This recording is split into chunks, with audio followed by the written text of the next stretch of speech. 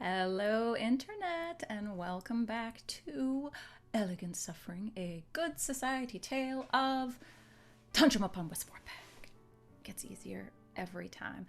How you doing, Internet? We're doing pretty good tonight. We're gearing up for some fun for you this evening. Oh boy, you betcha. If you're here live with us, hello and buckle up. If you're catching us on VOD, you're in for a treat. Thanks for catching us. Good Society is a collaborative narrative storytelling game written by Story Brewers Inc. Check them out; they have a lot of awesome stuff. And we're gonna start jumping right in. We got a lot to do tonight. There's things. There are lots of things this evening.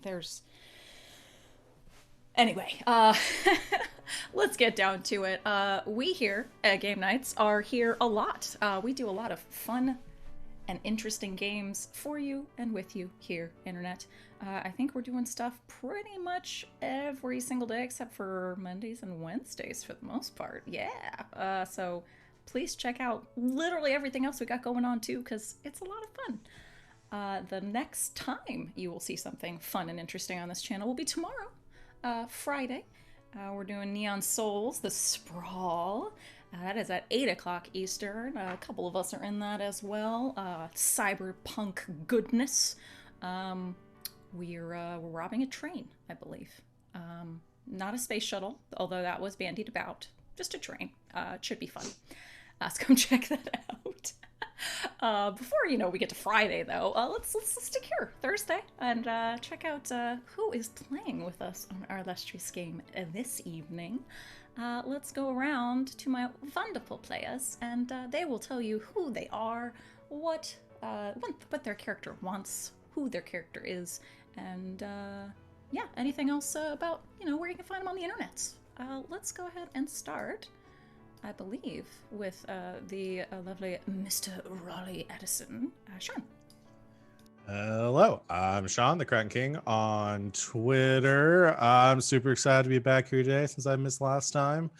And oh boy, I saw everything that happened, and y'all are nuts even when I'm not here. I'm playing, I play almost exclusively on this channel right now. I'm here when the channel is live. So yeah, that's it. I'm playing, as stated, Mr. Raleigh Addison, and right now he's the Hedonist, and his desire is to restore the reputation of a and be forgiven by a former friend. In this case, is his cousin, Theo. And that's Excellent. me. Yay! Thank you, Sean. Let's move on to Savvy. Hello, I'm Savvy at Savvy Seaworth on the internets. I am here most of my days. When this channel's live, I'm pretty much live on it. The one exception being on Mondays. When this channel is dark, you can also find me over on twitch.tv/koboldpress for one more day. This coming Monday is our first season finale of Lessons in Deep Magic, which is a D&D campaign that I play in over there. I play a weird cleric who's obsessed with the moon. And if you want to see some people who are very good at role-playing torture themselves emotionally, come watch our finale, 8 o'clock Monday night. But today, I am playing the Honorable Countess Rosamund Spice, sometimes Esquire, and she is the heir, and her desire is to marry her secret fiancé, Mr. Addison's cousin, Theo. Speak of the devil, RJ. What's up with you? Hey everybody, I'm RJ here, but you can catch me at rjustice282 on Twitter and Twitch, where I tweet about the nerdy things in my life and sometimes play video games with my friends. Tonight, I'll be playing Theophilus Wilmont, the Dependant, and his desire is to convince your parents to accept you as their legitimate child and declare your relationship to all of the world, and also marry his secret fiancé, Mr. Rosamund Spice. Oh, look, she's right there. We were just talking to her. That's great. It's Countess, darling. Yes, miss. And last but not least, Alex. Hello, I am Alex. OMG, it's some guy on the things and stuff.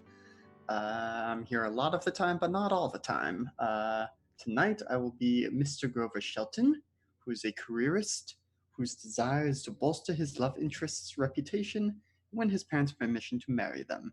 In this case, his love interest is our absent guest player, the Colonel Annabelle Breyer. I love it. And I am Christina Sid. I will be facilitating this evening. You can find me on the Twitters at GreekSid. I like that. I am here a lot, but not always. You will find me here on the GGK a couple nights a week. So, but tonight I'm running this shindig right here. So I'm playing everybody else, basically. It'll be fun. I'll be talking to myself a lot this evening, I'm afraid. Anyway, so our lovely guests are guests. We have no guests. Our lovely players are here. Let's oh boy, let's get into this, shall we? Are y'all ready? I just want to make sure. Are we ready? Are we set? We good? Okay. Let's do this. Are we ever? No. Last time on Elegant Suffering, we were continuing our little holiday in Brighton, doing some bracing sea bathing. We had a Raleigh leave us very quickly and have to urgently go back home. For what? We're not quite sure yet, but we'll see. But we spent our days swimming and learning to fence and other shenanigans. Some relationship revelations were discovered, such as apparently Ms. Keating and the other Ms. Spice have some feelings for each other, apparently. So that was interesting. We had some lovely dinner. We discovered very interesting information about our good friend Galloping Dick, Lord Richard. He's engaged to a lovely Duke, Lord Tenley. And, you kind of leveraged that into an invitation to a very exclusive Pharaoh house of gambling, where the group went to for an evening of fun and laughs.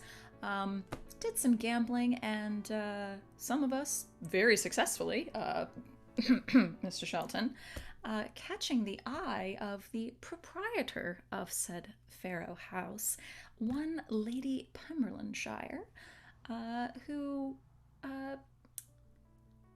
would it be invited? Would it be ordered? Somewhere in between there, I would say, that the group should come to an exclusive, invite-only gambling party the following evening. You accepted. I don't think you felt like you could not. And went about for the evening. More shenanigans were had late at night with some sex farce doors opening and closing.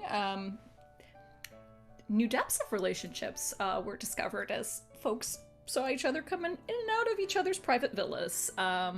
Conversations were had, some heartfelt, some ridiculous. And I believe we left our group, some having a picnic on the beach, and others burying George in the sand, I think, was the last of it. With his consent, actually. I think he just asked you to make sure he was a very pretty mermaid. And yeah, I think that's where we left off with them fools in Brighton. But for right now, we would like to do a little timey-wimey wibbly-wobbly and go back a little bit to the day before when a certain Mr. Addison received an urgent post from home. It wasn't very in-depth. What do you think, Mildred? What did this letter, this very brief, urgent letter, say? I think it was just very simply,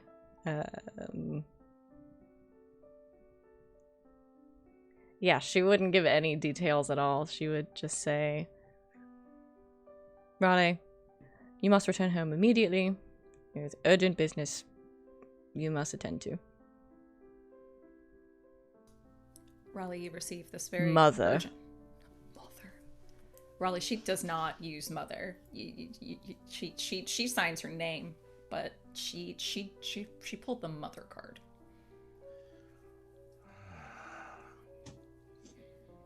I assume Raleigh gets this because he didn't, according to last time, didn't say any goodbyes or anything, and didn't really just kind of Nope. left. This is like when your mom texts you and says, "Call me." Now. Yeah, I think a few things go through his head, and he looks out over the beach where everybody is sunbathing or whatever, and just sighs, heads back and begins to immediately make the arrangements to leave and bring his belongings. After a moment, George does sort of see this happen as you were swimming together right before this occurred. Mm-hmm. What bloody hell's going on? I've been summoned back to Tonsham by my mother. I must go. Is all right? Is she well? It did not say. It only said that I should return immediately. So it was written in her hand, so I'm assuming she's all right.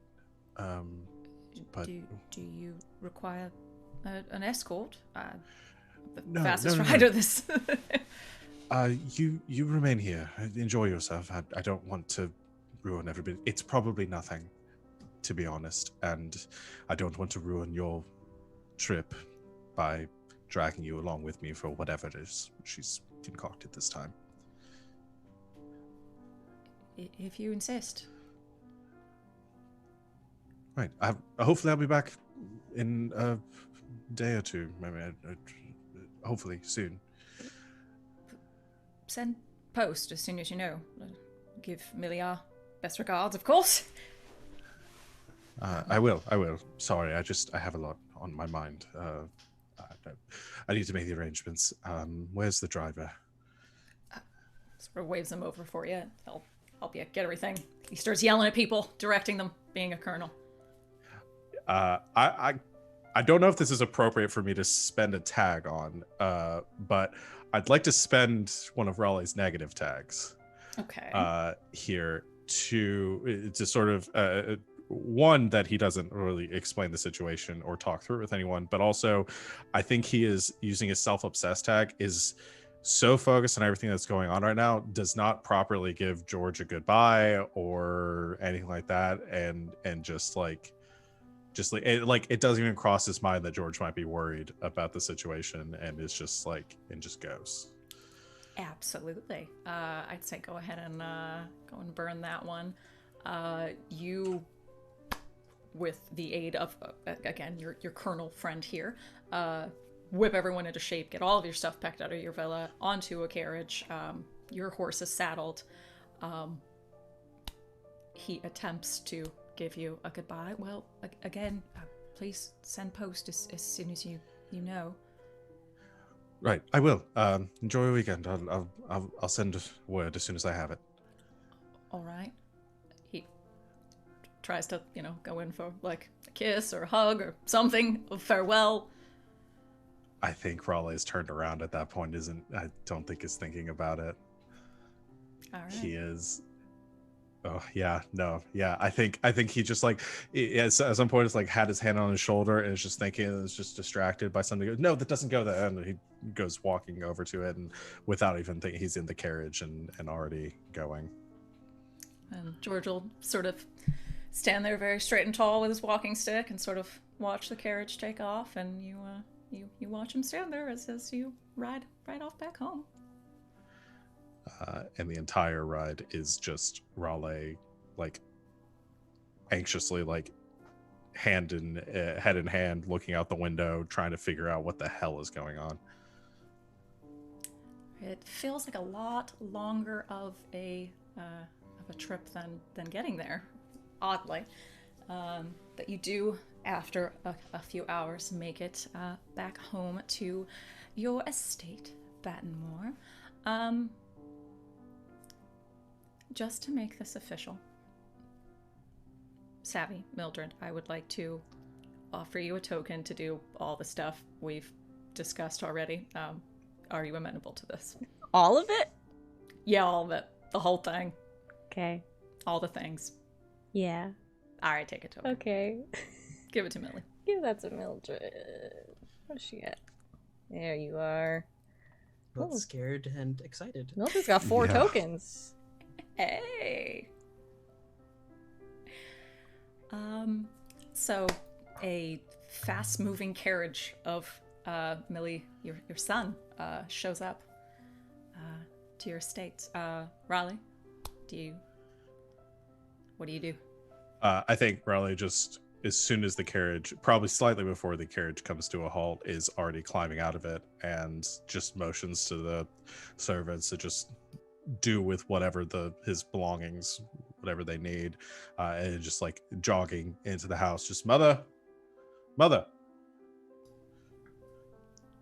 She comes out of her study and sort of closes the door behind her and stands there. What you can?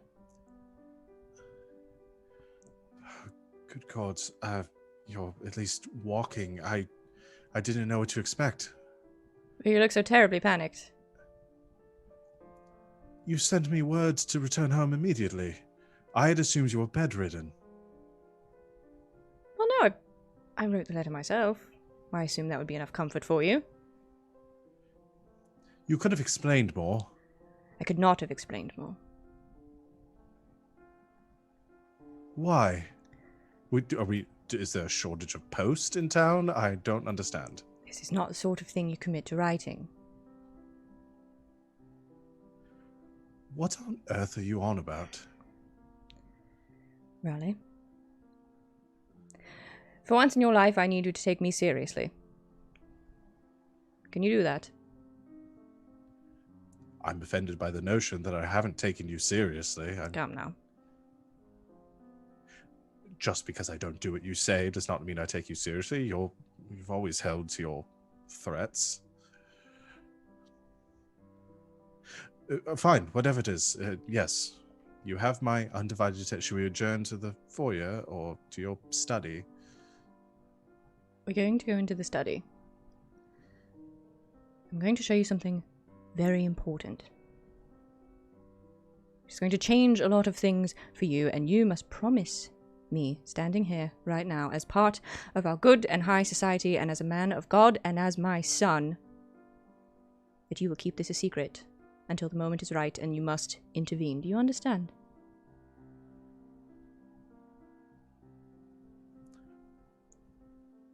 Yes, I understand. Yes, I promise. Have you been drinking? Oh, heavens no. Right.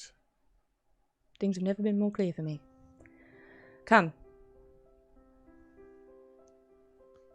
He follows her.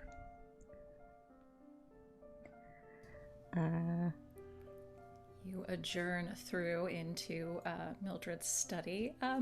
Mildred, has Raleigh been in here?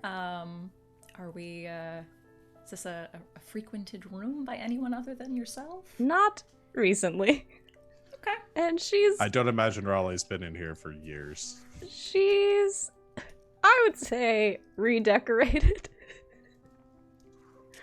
The study looks like an evidence dungeon. There is stuff all over the walls, papers pinned up, stuff covering the desk, stacks of paper and like string connecting different things. Well, close the door.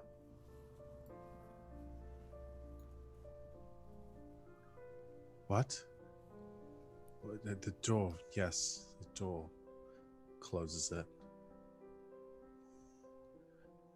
Mother, has somebody vandalized your study? Oh no, there is quite a bit of rhyme and reason to it. I've been working on a timeline of events. She's like looking on the wall and finds like one long piece of parchment. It's got a big list of things. You did this. Yes.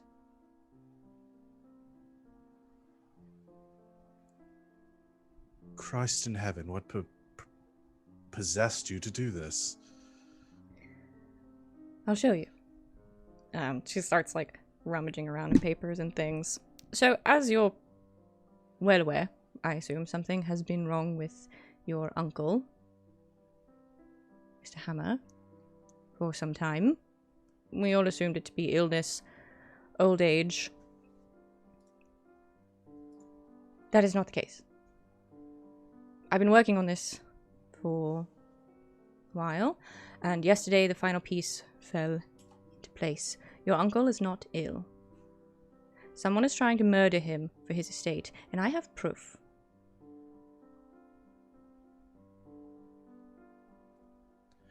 Right. Proof. You're already not taking me seriously. What proof do you have? Starts pulling out papers. You're aware of one Mr. Collingwood, correct? Your uncle's butler, right-hand man. Collingwood. Almost like a son to him. Gives him his medicine Right. a couple of times a day. Yes. I've met the man.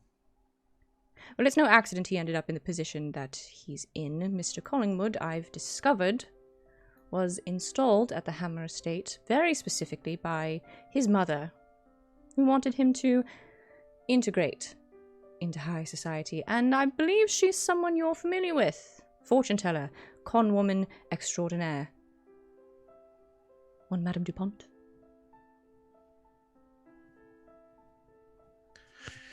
I'm also familiar with Madame Dupont.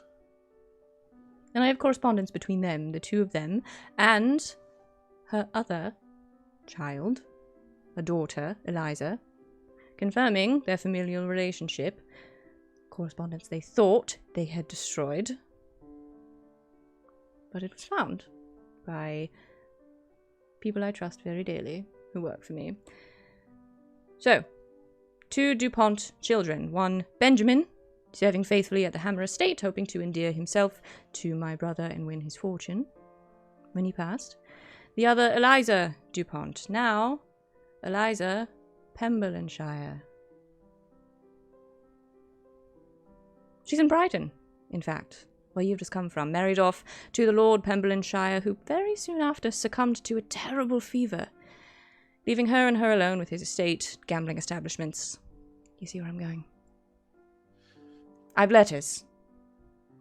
And she starts pulling out of stacks, like, pieces of, like partially burned letters that are still kind of intact. An unsavory family. Right. May I see the letters? Of course. It's all there. And more, if you wish to hear it.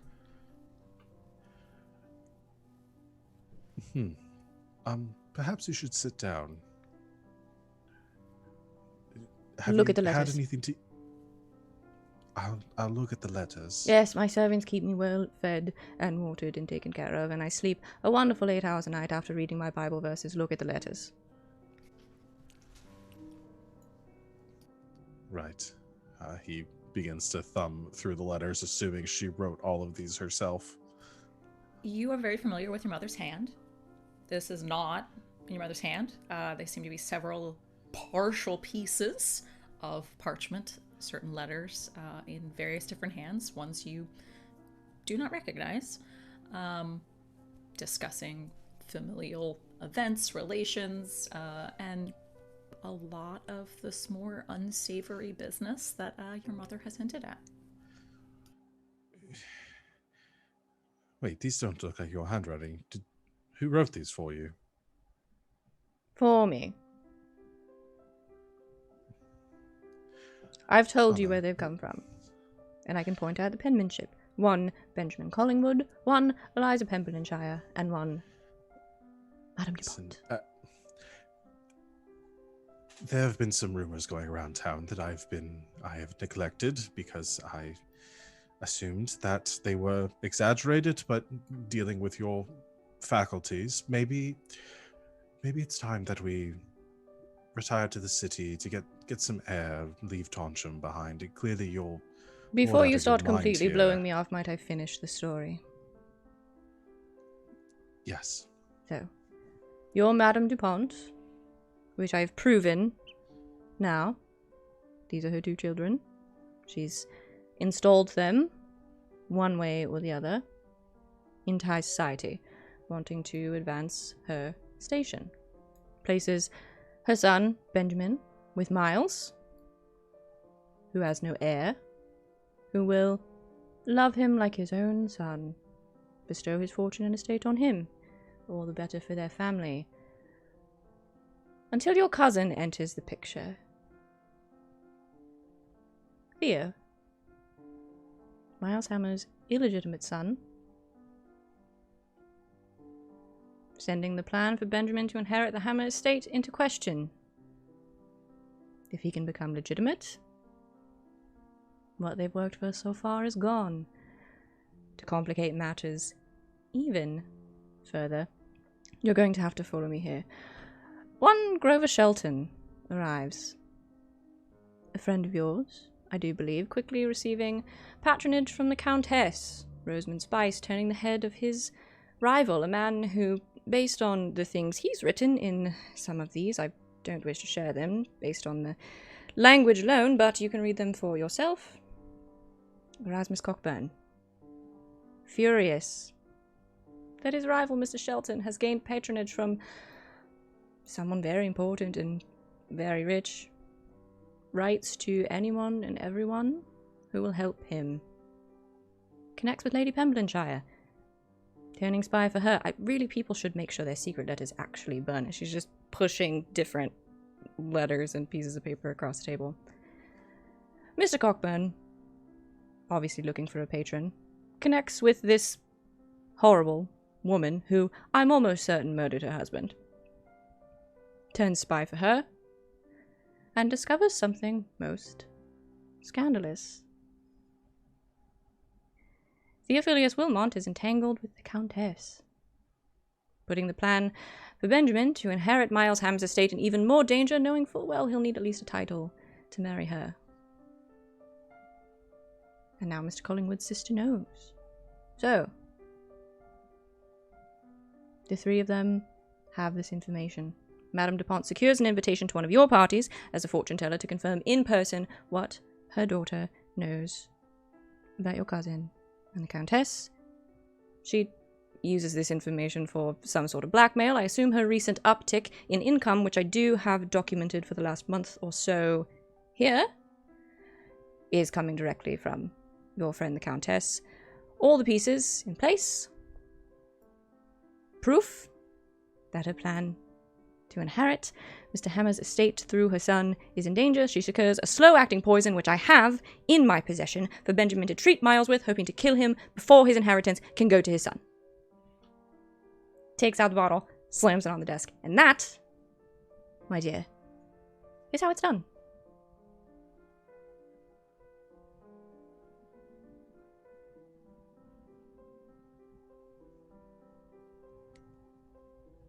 Proof.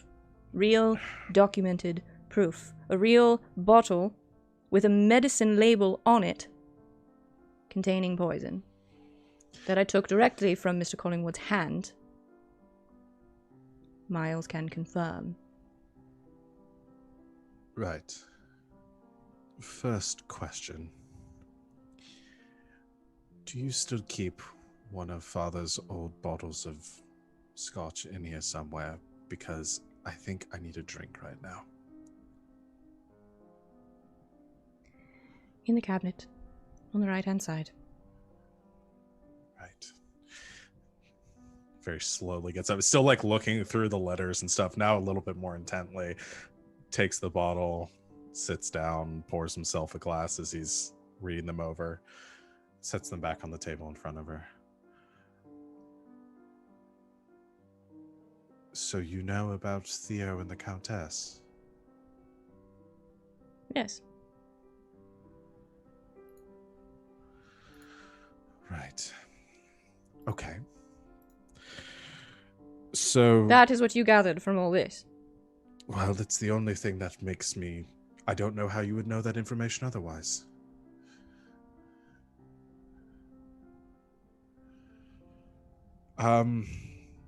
I do have Right. a sort of broken down timeline if you'd like to look at it. Timeline. Yes. I'll look it over. So what is your plan? Why are you bringing me back? Why not just confront Uncle with this information? Because everyone thinks I'm insane. Oh. Right. All right. Well, give me the letters and your evidence, and I'll approach him, and we'll get the matter sorted out. Have Mr. Collingwood sacked, and run Madame Dupont out of town. Do you really think that's the best course of action?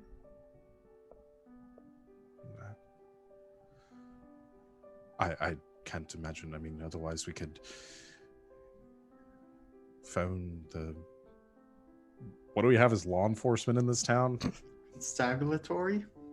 Mildred Addison? There's a constable. Yes. The constable. Okay. Otherwise we can advise the constable to see if it's enough to have them jailed. They've had this plan in place for years. How long has Benjamin been at the Hammer Estate? They'll have a backup plan.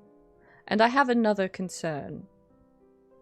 Aside from the murder and the blackmail and the general spying.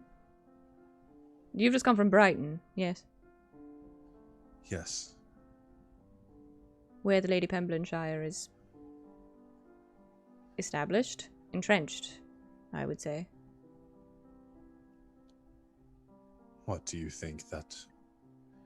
Then my companions are in danger? I don't know. Are they the type to gamble? I don't think so. I can't really imagine. I mean, definitely not Theo. Maybe the Countess. I'm not sure. Why? They're fine. They're with 2 army colonels. They're safe. Are they? We all thought we were safe. Oh, right. And yet, your uncle's being poisoned for how long? How long has he been ill? Right under our nose. Yes, I understand. I will write them immediately to advise them of the danger. What part of you can't just put privileged information in writing? Did you not understand from the last 20 minutes I've been explaining this to you and showing you letters? I'll ride back then. It's only another 5 hours. All right. Just don't do anything until we return. All right? What is it you're afraid I'll do? Well, if these people are as dangerous as you're implying, I want to make sure you're safe. Now that you finally believe me. Well, Mother, it's a ludicrous story. You can't believe that I was just going to accept it at first pass. It's not a story, and I expect you to trust your mother. Right. I trust you. Like I said, just stay here, and do you at least trust the servants here? Everyone is... A select no one here has any few. connection. You don't think I've been digging through people's hearts for these, do you? Well, just send the rest home. Stay safe here. Load Father's gun. Darling. I've been Yes. protecting myself for longer than you've been alive. If you think I got this far by just sheer luck, you're mistaken.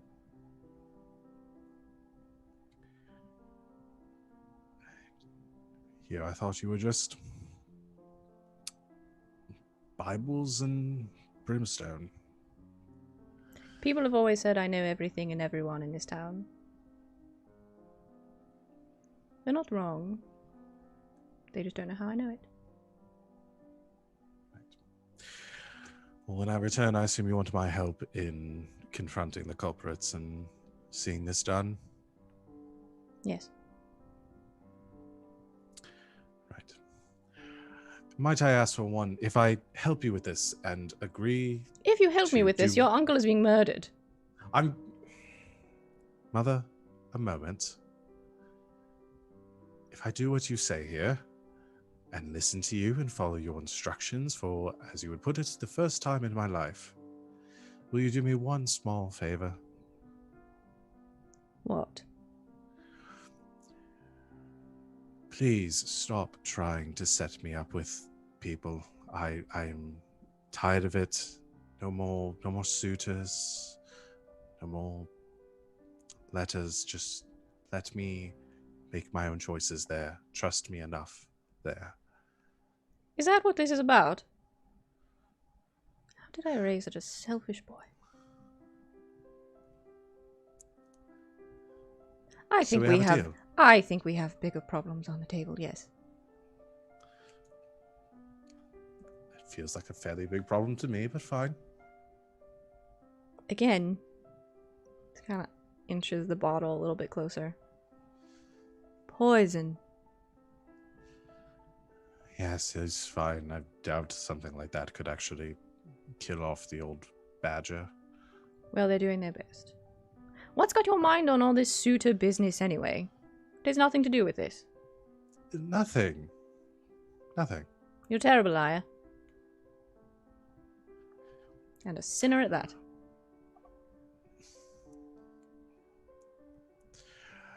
I've just been spending a lot of time with George lately, and this matter of you looking for another suitor, this rumor going around, hasn't made it any easier.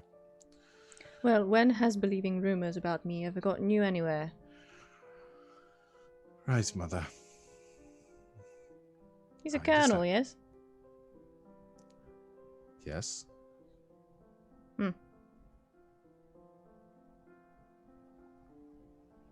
Acceptable, I suppose.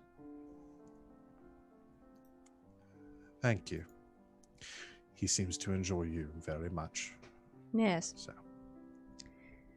The servants tell me he's been calling me Millie.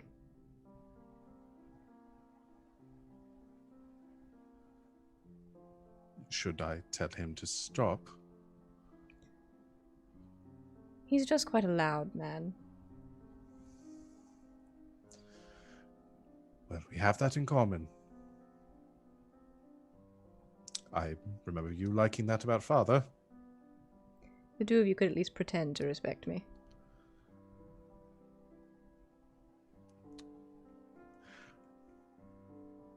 Yes. After all of this, I appreciate your talents. Can we at least clean up in here a bit? The string really isn't. No. It's very organized. I should get going before they unload my things from the cart. All right. Be careful. I will. Give George my best. Certainly. Right. Probably leaves with the bottle. The bottle of poison or the bottle of scotch? The scotch. Oh, okay. He mixes them up on the drive back and drinks the poison by accident. All right. So on our timeline here, we're like nearing end of the day, so you'd be coming back late that night. Okay. So you're just heading on back through for the couple of hours. Nobody's, unless Mumsy tells me to do anything differently. It seems to be the best plan. Sean, I would like to offer you a token. Okay. I would like to offer you a token for your carriage to be set upon on the way to Brighton. Damn, I'm not going to say no to that. That's too exciting. guys, there are bandits in our town. Yeah, I'll do that. Okay. Go and take a token. I took it. Good. It's definitely past sunset at this point. You've been riding for over an hour back toward the Brighton area. You're on sort of, more open dirt road heading back. It's a set road back toward Brighton, but you are within your carriage, and you hear some yelling, some shouting, and you see sort of the burnished light of what looks like torches coming toward you from behind you on the road, and then you hear shots fired, and there is yelling, there is more shots, and your carriage driver says, "Sir, it's bandits! Go, run! Save yourself!" Raleigh is just, I think, was huddled on the floor of the carriage as the shots were going off, and the driver yells at him, and yeah, I mean, totally goes fight or flight and just goes running into the woods, leaves all his stuff. Just takes off. Yeah. Oh, I guess he leaves the bottle. Damn. Yeah. He just goes running into the woods. I mean, at this point, he's very suggestible. Yeah, he just does that. Okay. As he is taking off, you among the firing, and then now you think you hear the sounds of a fight of some kind. You hear metal clinking on metal, someone may have drawn a sword or a knife or something, and you hear a voice yell out, "Where is he? Spread out, find him!" Okay. How far out am I from Tonsham or Brighton at this point? Well past an hour away from Tonsham. So you've been riding over an hour now. It's past sunset. You have about 2.5 hours by carriage to get back, to get to Brighton, and again about an hour and a half by carriage to go back. I know I'm closer to. You are closer to home than you are to Brighton. Yes. I guess Raleigh just.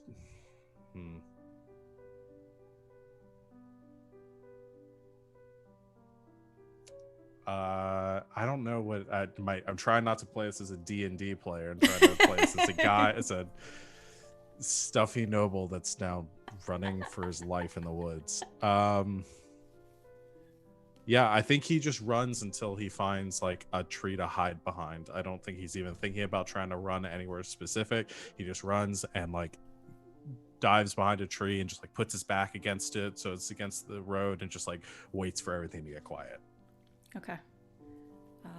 You continue to hear further away. You've literally run for your life as far and as quick as you can. He's not the most athletic man in the world, but he gets enough exercise in. Takes off. You don't know how long, you don't know how far you've gone. You're still in the middle of a dark wooded forest, and you dive behind the largest tree you can, and just all you can hear at this point is your heart beating and your breath, and the sounds seem to get quieter and quieter and quieter. You don't know how long you've been sitting there. You're at least your breath is under control. Your heart rate has slowed down slightly, but you are alone in the middle of the forest. Okay. As soon when it gets quiet, he starts making his way back towards the road. All right. Making your way back, you do see some light on the road. Do you make your way toward the light? Very as quietly as his prissy feet can carry him. He tippy toes through the forest toward this light. You get about 100 feet away through the forest toward the edge of the forest toward the road. You do see where the light is coming from. It is coming from your carriage, and it is ablaze. Fantastic. I assume all the horses are gone. Gone.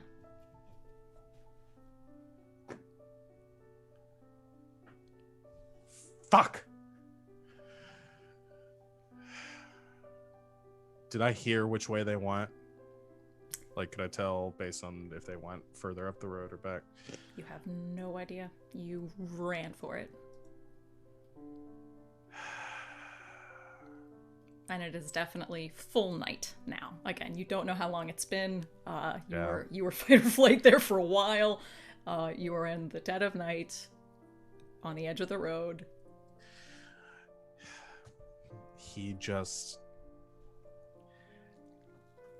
Raleigh's gonna try to be a freaking hero, and he's just gonna keep walking, and mostly because he knows if he goes back to town, he's just gonna have to do this all over again. He starts walking towards Brighton on the road. Okay. So half laziness, half being a hero. Going to walk your way to Brighton. Excellent. I guess so. Okay. So it sounds like he's kind of close to the middle, just slightly back towards home. So either way, it's going to be a very long walk. Yes. Okay.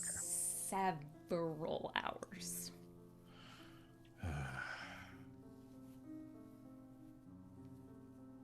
Yeah, that's what he does. Okay. Raleigh makes a long walk toward Brighton. You walk. Spoilers, you walk for a really long time. Yeah, he's very paranoid right now too. Any noise he hears, he is like about to jump off the road into the bushes. Like his nerves are fried. You hear no one. This is definitely a well-traveled road during the day, so people don't run into bandits. But you see no one, you hear no one, you hear the hooting of owls, you hear some bats for a while, and then even they apparently go to sleep.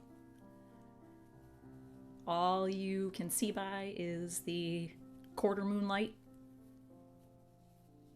Gets a little chilly. Your feet hurt. You did not wear walking shoes. No, these shoes are ruined. And you walk.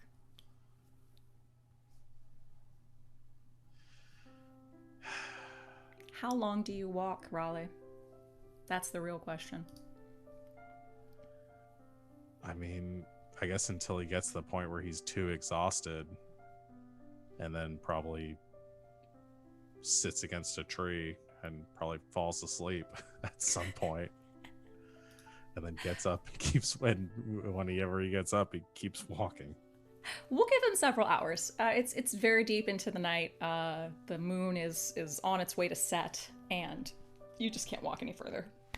So you go off into the woods as far as you can, sort of gather some detritus and leaves into, something to lay on. And you curl up under a tree. George would be proud. Just sitting there, like, muttering to himself. I'm going to go ahead and play your monologue token as well. I was wondering if that might come up, because I was like, I'm the only person who has a monologue, and this would be a perfect time. We'll throw that down as you are sleeping under a tree after being attacked, after your mother lays down a conspiracy on top of you. What's Raleigh thinking?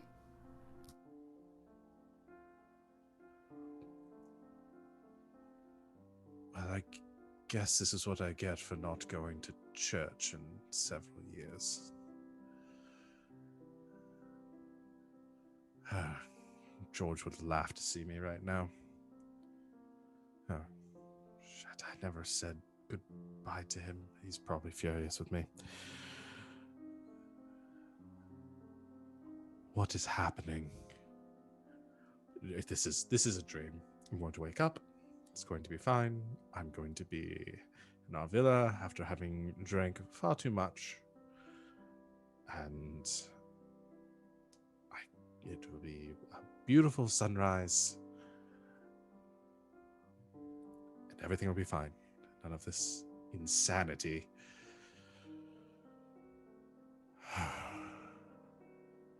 Yes, this is all just a terrible, terrible dream.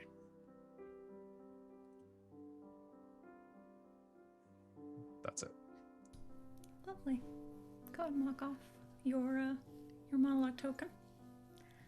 As cold, exhausted, terrified, confused, Raleigh kips out underneath a tree off to the side of the main road toward Brighton. And I think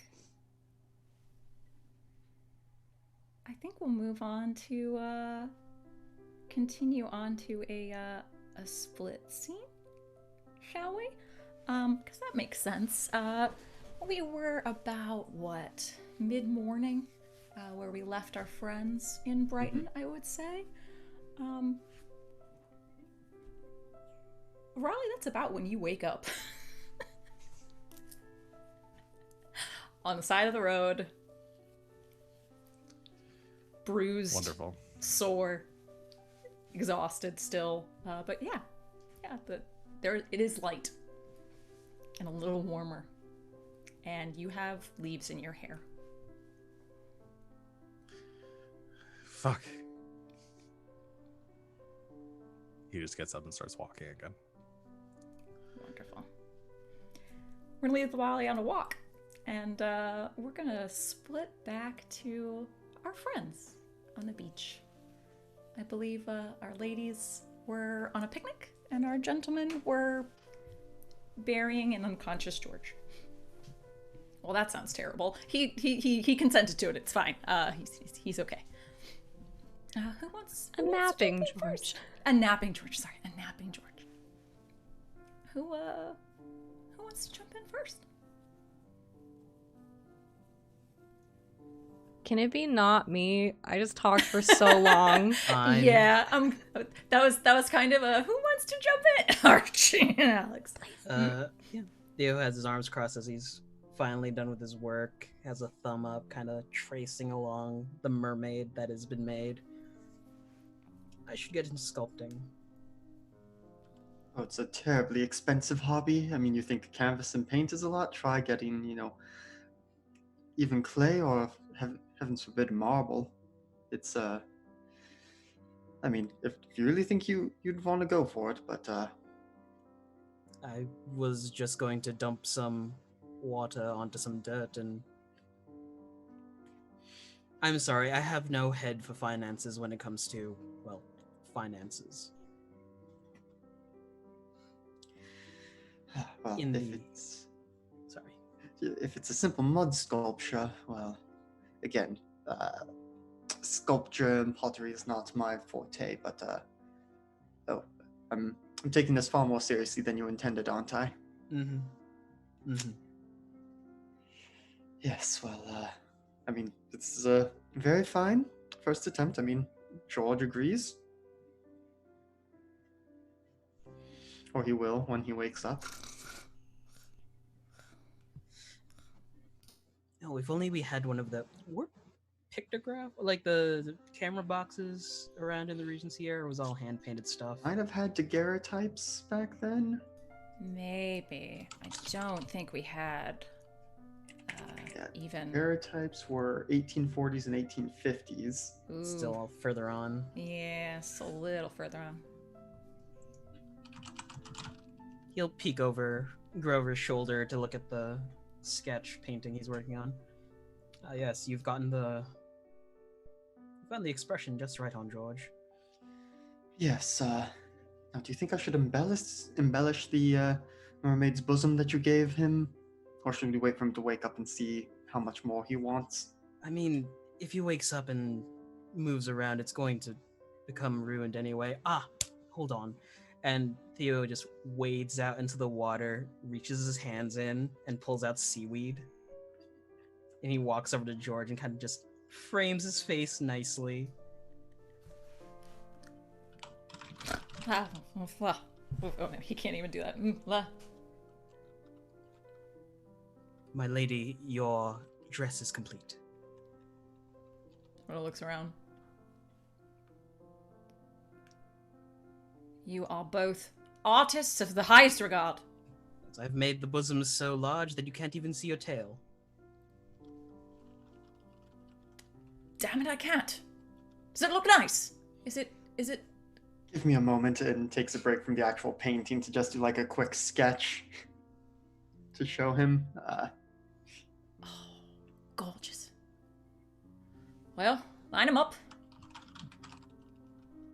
I'm assuming that's what this was for.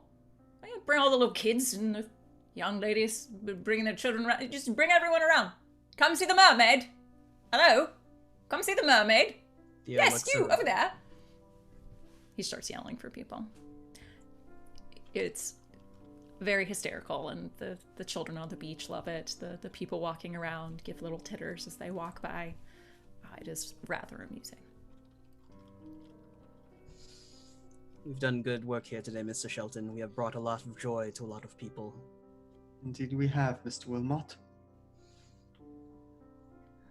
And I think Grover will start a smaller sketch of like people coming around the mermaid to inspect it, but of course has replaced George and Sand with an actual mermaid. There are two adorable little kids. They're like, Mama, I want to hug the mermaid. No, me first! And they're trying to come over and be around the mermaid. And George is just eating it up, of course. Well, we've been sitting here all day on the blistering Brighton sun. Drinks? Dude, lads? it's like 65, but it's fine. George, will you be fine here while I go fetch us something to drink? Make it quick. The lass of the sea may need to heed the call of nature eventually, but no, I'm fine. Oh, don't worry, George. I will be back before high tide takes you. Ta! Mr. Wilmot. Mr. Wilmot. Bloody hell. Now, could you bring me something to drink? Thank you. Making friends with the children. Salt water, salt water. Wonderful. Anything else for our beach escapades this afternoon, gentlemen? No, I think that's probably it. I think Grover would at some point go back to trying to sketch, the fields that the women all took off on their horses, and doesn't have them there now, but just starts doing the vague impressions of horses racing across a plain. That's gorgeous. You actually as well, Mr. Shelton, start to have like a couple people that sort of stand by with their parasols and are talking quietly amongst themselves. Oh yes, oh no, the light is quite lovely. Yes, he really does have a rather wonderful eye. Yes, so you have a bit of a crowd, just politely watching. At this point, I as you have work. probably like three. What are they? Easels. Easels, yes. One for the general Brighton scene, one for the mermaid, one for the horses. It's just like as it's almost there doesn't appear to be a rhyme or reason for why it'll move from one painting to the other. It's just like, okay, yes, I know how to do this, and oh, but this needs this, and Grover making 3 paintings at once throughout the rest of the afternoon. Do y'all eventually let George out? mm-hmm. Yeah. I would probably prioritize the mermaid one so that he doesn't have to stay there. As you go to free him from his mermaid flesh prison, he says, "Let the children do it. All right, yeah, everyone together." And so there's his little crowd of little ones sort of digs him out. And he's covered in dirt and sand. His outfit is destroyed, but he seems happy enough about it. seem great with children, George. I feel like I relate to them rather well. Has Annie taken you around to the orphanage? No, I can't say that she has. Well, I think the children there would like you just as well. If they got the okay from Big Sis Annie and Big Brother Theo. All right. But we Plus, I could show you her childhood room. It's very adorable. Unlike her. we shall make an outing of it. Name the day. Theo will help George up and start patting him down, getting the sand out. He's just destroyed.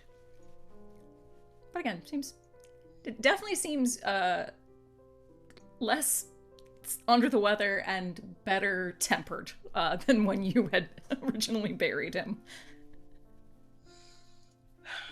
Well, we have some time to kill before tonight happens. Shall we adjourn to the bar? I was waiting for you to ask, my good man. Shall we? Oh, also, remember to heed nature's call. We don't want you summoning Poseidon on your bar stool. Right. Join you shortly. Sort of wander off. So the gentlemen will finish up their outing and head toward the tavern then. How were our ladies faring? Last I remember, I was just trying to be as nice as possible, and everyone else was making it awkward. Just a little bit. There's a bit of like a odd pissing contest between the Colonel and Aurora, and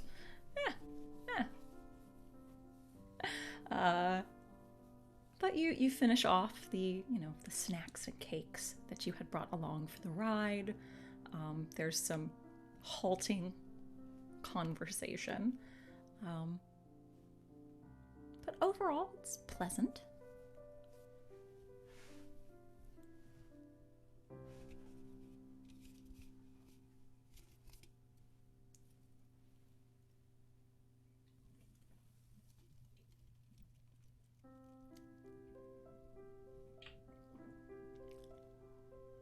Rose, why don't you tell us all about your childhood horse? Don't you remember? You had that beautiful Palomino. Yes. Brandy, father named her. It's quite funny now. Because of her colouring. Of course, she was lovely. She was quite lovely. Very sweet-tempered.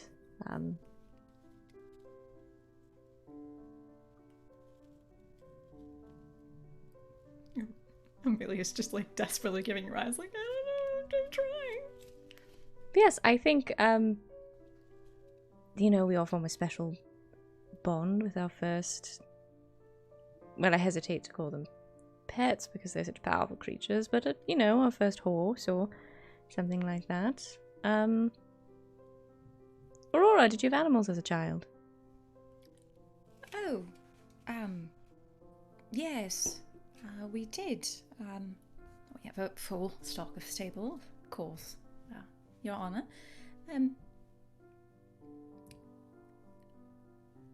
I also had a lovely... Well, she was rather a pony, really, but I did like her rather well. I called her Lizzie. And I braided her mane within an inch of its life, and the head of our stables rather despised me, I think, by the end of it all, but Lizzie didn't seem to mind. We used to do the same thing with ribbons. So many ribbons. We tried to see who could put in as many as they could. Amelia was always better than I. Oh, well, you always better the braiding. I saved time. I would just wrap them. So cheating is what you did. Oh, well. Well, regardless, if it looks nice, doesn't matter. Of course. One seems to have loosened up a little bit. Amelia looks at you thankfully. She just constantly has this look on her face like, I'm trying so hard. Please help me. I'm trying. This is terrible. Oh. Eventually you have run out of drinks and snacks. Well, the wine's gone. I suppose we should return. I can only imagine what gentlemen friends are getting up to on the beach. Oh, I am sure it is going to be quite the story. I wonder if Raleigh's returned. Well, I suppose we rather hurry back. I do hope everything's alright with his mother. She's a lovely woman. Oh yes, Mrs. Addison is quite a hardy woman. I think she should be just fine. For once, I think I understand your meaning.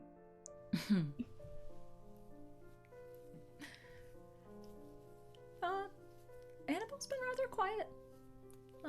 She'll join in the conversation occasionally, but she seems kind of off in her own world.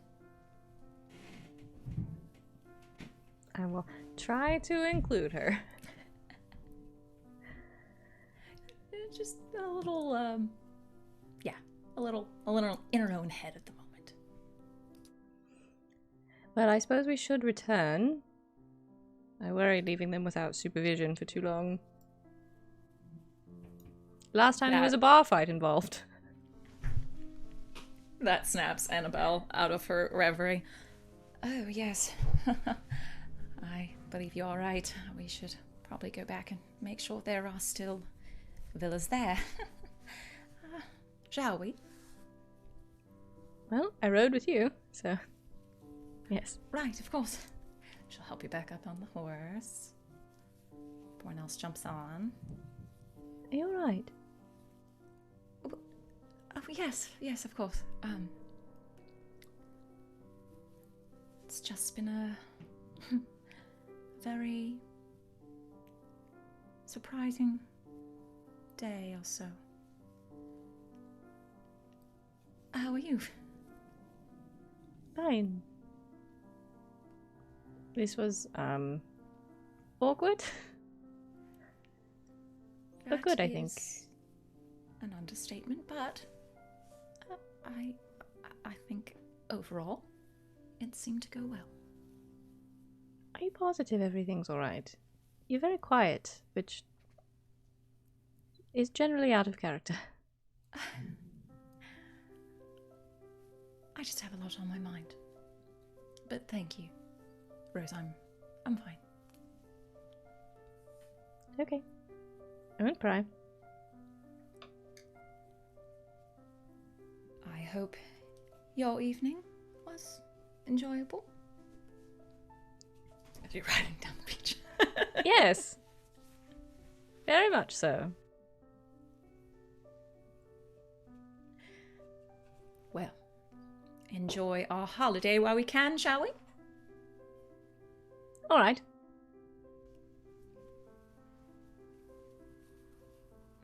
So you ride back down the beach. Has the villa burned down? No. Yes. You return with the picnic basket, walk through the door, just everything's on fire. No. Rose, don't be mad. Theo has a Molotov.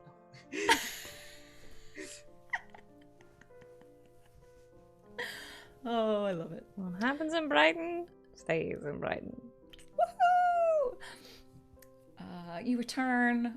You eventually find your companions, they have made their way back into the tavern, which about this time of day is, beginning to fill with people getting either a late lunch or an early supper. But yeah, unless you have anything else in particular that you would like to do this afternoon before your evening of this private pharaoh party. I mean, I think Grover would show the ladies the mermaid painting and, fill them in on what happened.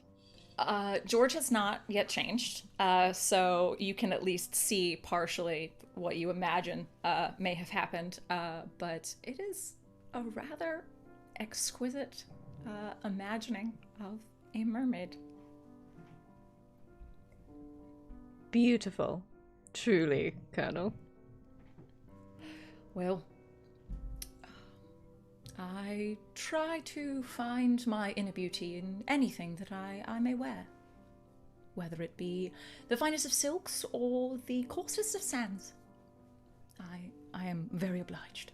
I think you succeed. Oh, yes. Yes, I do. Gonna take off the seaweed hair. I need to. There it goes. I don't know, the green quite suits you.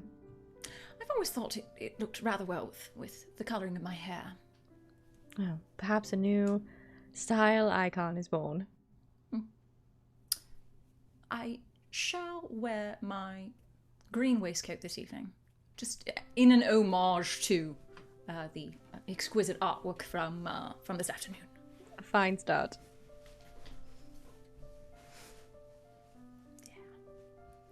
Yeah. George seems a little deflated too.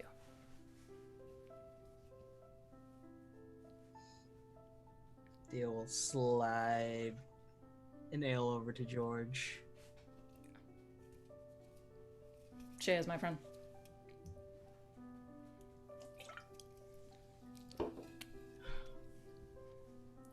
Are you doing well?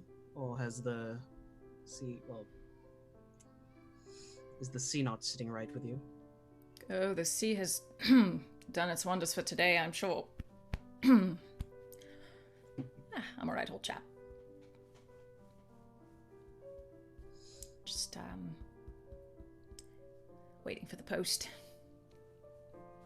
I as well. If you hear anything, please let me know.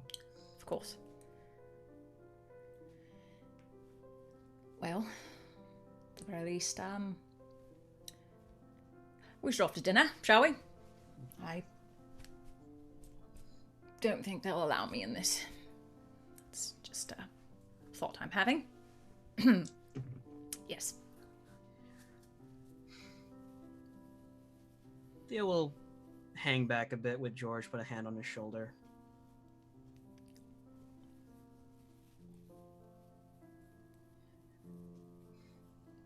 I'm sure Riley will be back soon, in all his pompous glory. We shall see. He seemed rather preoccupied, but of course, the family matters and all that.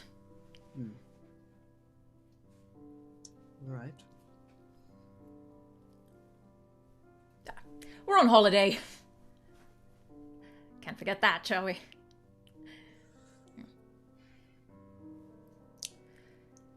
Annie, what are you wearing tonight?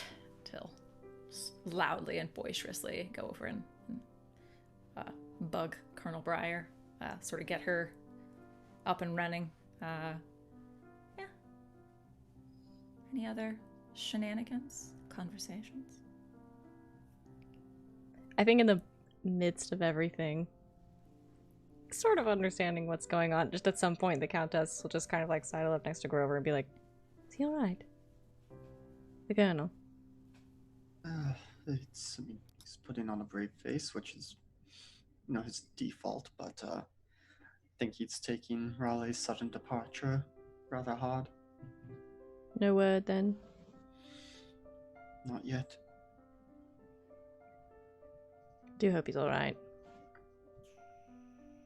It's quite unlike him to not tell everyone immediately and with great excitement where he's going and exactly what he's doing. So I suppose that may speak to the gravity of whatever matters he's dealing with. Well, we'll make it a pleasant night. Yes, about how much money should I plan on losing? I know we talked about this somewhat, but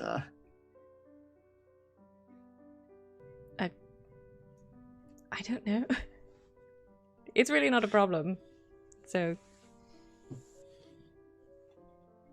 yes, well, I imagine Annie is being overprotective. I can't imagine we'd be in any actual danger going to this event. I mean, I'm sure she was upset I won her money, but are the nobility really that petty? yes. Annie? The Colonel, yes. I've spent all afternoon with Mr. Wilmot and heard him and George call her Annie, and I suppose it just rubbed off on me a little bit. To be sure. Well, we'll have fun. Don't worry about money. And make sure Colonel Angus is good and properly drunk. Yes, that should distract him properly. You both look over, and both colonels now have like a goblet of something. You're not quite sure. It looks reddish brown, and they are about to have a chugging contest. Well, they may not need our help. Might need a different manner of help. Don't want them so drunk they can't even make it there.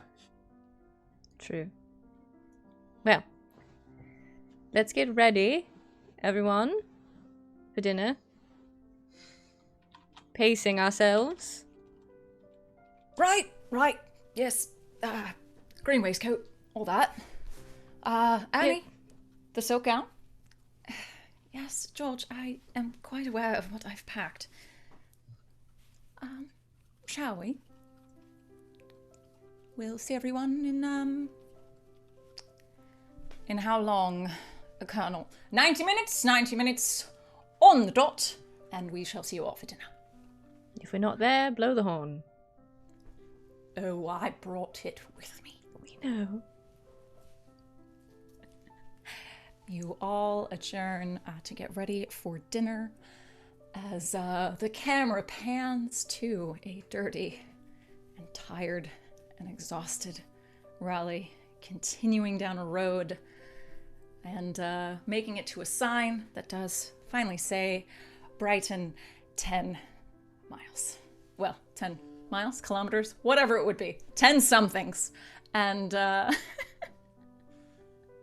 10 too fars. 10 too fars. And I'll say we're gonna cut it there for our break.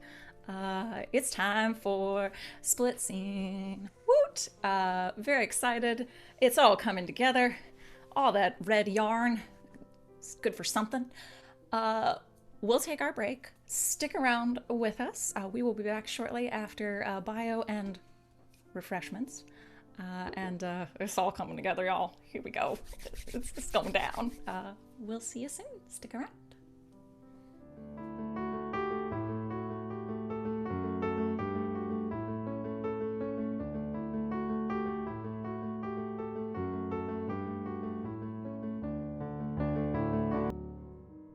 Welcome back, Internet.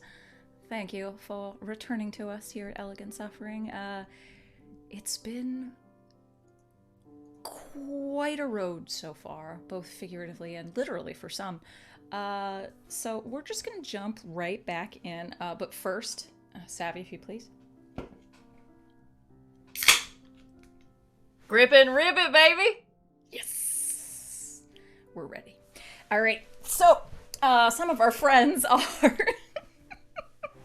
Oh, I love all of you. They encouraged me. We did. On the consequences, that's on you. Some of our friends are getting ready for a lovely dinner before a exclusive party at a pharaoh house. One of our friends is on the side of a road walking. Raleigh, how are you? So tired. So incredibly tired. I don't think Raleigh has been more tired in his life. And just trudging forward one step after the other, seeing the sign, sighs, just with so much anger, and then just keeps trudging forward. He's gonna be a changed man after this harrowing experience. I think so. I really do. This may be the most physical exertion that Raleigh has ever done in his life. Yeah. And 100%. he's thrown some very interesting parties, so that's saying something. His stamina is the only thing getting him through this because Pretty his much. strength is not there. No.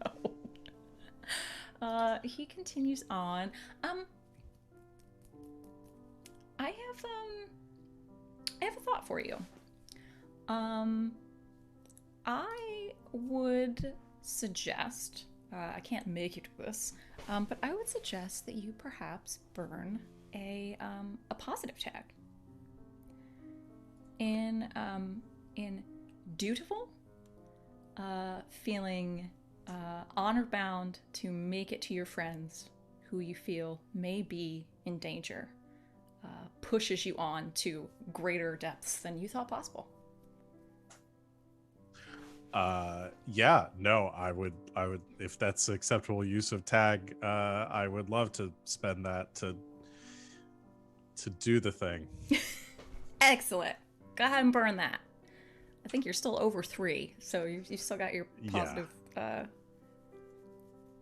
positive condition there.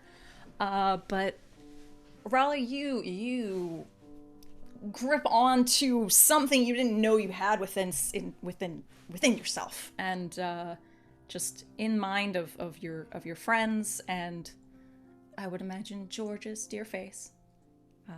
At the front of your mind, you push forward, continuing to walk on the brink of collapse. When a carriage starts to make its way from down the road over the horizon. Coming from Brighton or to going Brighton? to Brighton. Okay. Thank the gods. Straightens himself up a bit more, and you try. You try the attempt best he can. Just tries. Smooths his hair back, stands there, and just very regally just waves down the carriage, and it's just excuse me.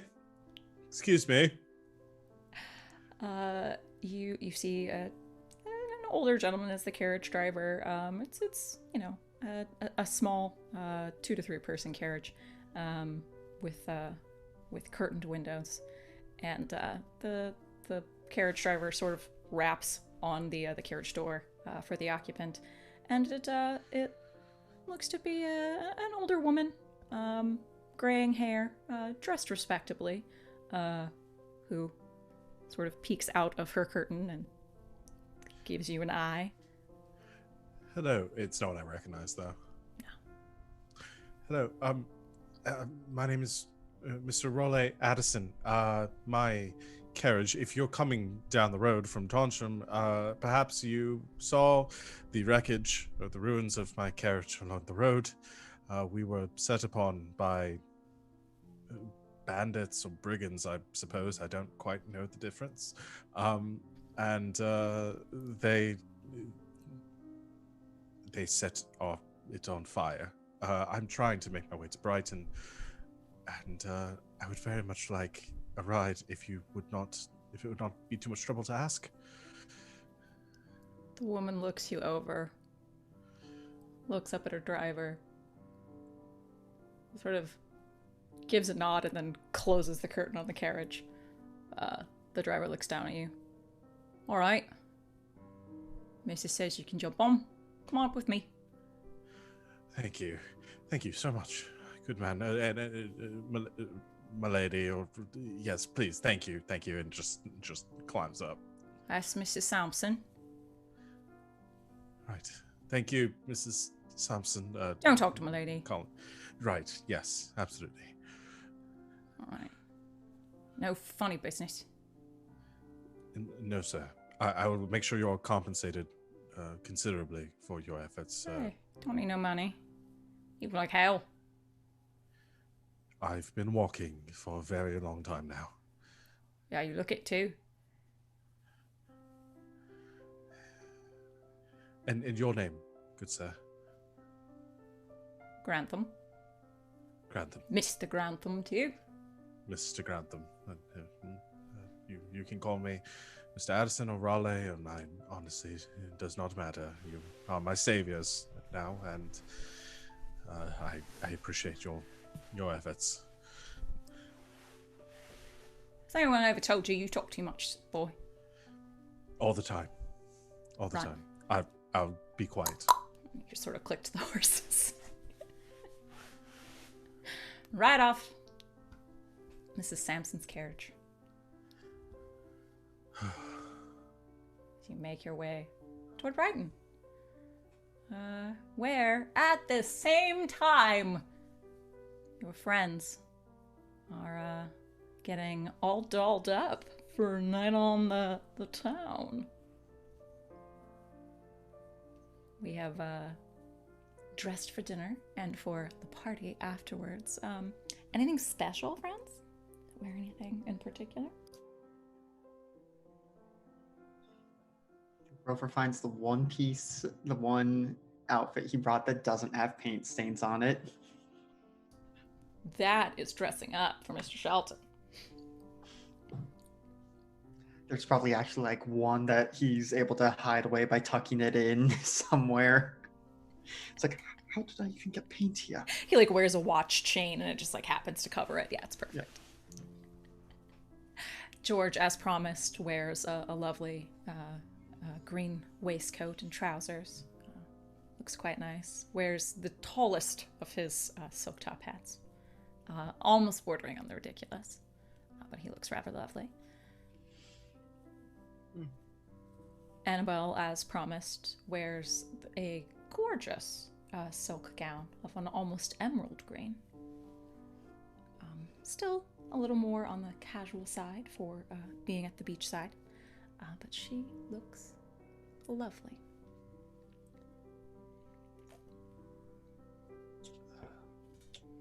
Colonels, if I may say so, you both look quite handsome this evening. Rather inspiring. Mr. Shelton, I will let you know that I am seeing someone, but I am immensely flattered. Yes, well, Annabelle just doesn't even say anything. She Yeah. just pulls out her fan and... Well, shall we? Yes, well, we have to gather the rest of our party. Gather the rest of our party before venturing forth. Of course. Aurora and Amelia come out. Amelia has let her hair all the way down. It looks rather lovely. Looks like she even got a little bit of a curl going. Looks lovely. It's not as a deep red as the Countess is, but it is. It's almost like a nice strawberry blonde. That's quite lovely. And Aurora has put her hair half up. And is put on, again, a rather resplendent gown, but it's covered up a little more, we should say. But they both look lovely and ready for a nice dinner. What's the term? Fish out of water? Everyone turns and Theo's in a brown coat with tan pants, and it's just like a little bit nicer than what he usually wears, but obviously it's not like up to everyone's standard. I have, I believe, just the thing for you. Miss Wilmot, over here, please. George, I'm seeing someone. Get over here. You'll follow. He will take out of his pocket a cravat, a rather nice one, and he'll sort of pull you over and like throw it around your neck and tie it around your collar and do it up in a nice little knot there. Tuck it in. He will pull out a rather lovely pocket watch, and he will clip it appropriately to a coat that you have and tuck it into a pocket. Oh yes, right. And he'll turn around and he has a top hat for you. George, this is a little much. I don't know what to say.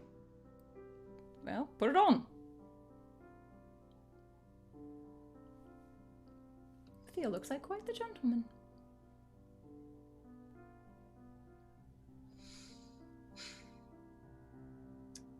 Shall we then? Oh, I think so. The Countess enters the fight. What is she wearing? It's too fancy for the beach.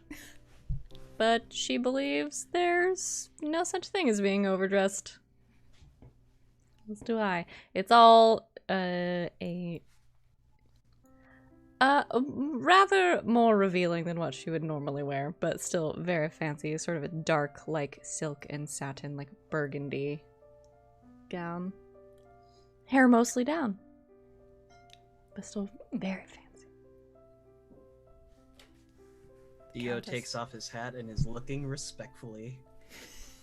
We always look respectfully. Are you wearing a cravat? Yes. It suits you. Thank you. You look lovely. Thank you. I feel rather exposed. Well, my cravat. No, you keep it. Okay. I don't imagine it would fit the neckline. Mm-hmm. Aurora comes over to you. I may have just the thing. And she pulls out a lovely, sort of light, feathery, see-through scarf with a little bit of embroidery here or there, but overall, like it's white and rather fluttery and see-through. And she'll sort of whip it around you and sort of tuck it around, so it covers appropriately, but it still sort of shows off everything at the same time. How's that? Beautiful. Thank you. I always keep it on, just in case. I don't end up usually wearing it myself. Well, dinner. I'm starving. Come on, Mimi. I wonder what we're having this evening. I am also starving. Head on in. Lovely dinner. After a couple of minutes, you are met by the Duke, Lord Tennelly, and Galloping Dick. They arrive. They meet you for dinner. Everyone's very excited about this exclusive party. There's fish, of course, and some duck. Lovely.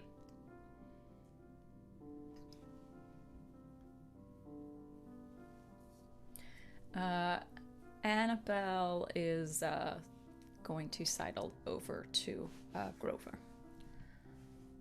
So,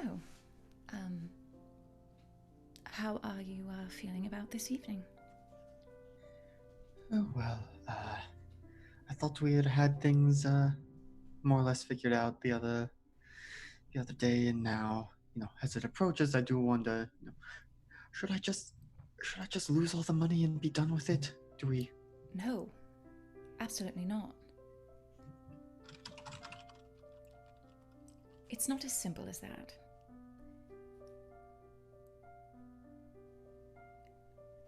She does not want you to win, but I also don't think she wishes you to lose either. This is going to be... So the only winning move is not to play. Not quite. I fear, my dear Mr. Shelton, that this will be more of a dance than a battle this evening. You will have to tread upon a very fine line.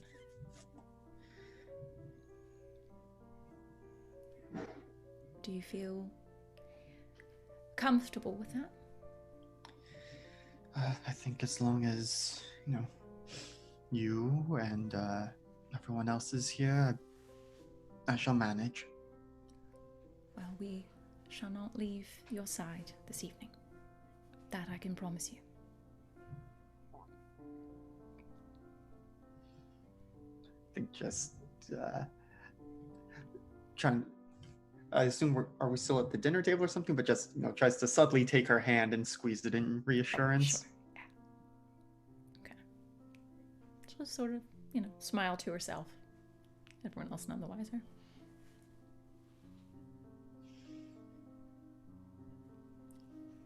Are you doing all right?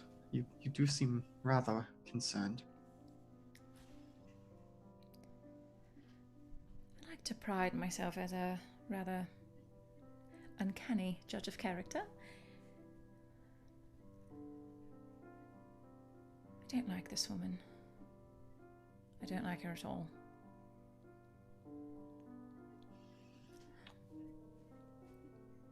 It will be fine. Get through the evening and continue on our holiday and return home eventually. Yes, and I suppose in the absolute worst case, one tactic I have heard of is to simply grab one's bottom, shout "Oh God," and run out of the room.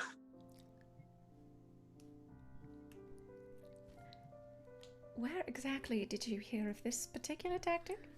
I think it might have been one of the evenings we were patronizing Greybeard's Tavern. And who exactly did you hear this sterling advice from? I don't recall. I've lost count of how many cups in we were by that point. Well, that's what we might call a worst case scenario. Yes? Precisely. I do not think I would be able to return to Brighton ever again if I were to employ that tactic.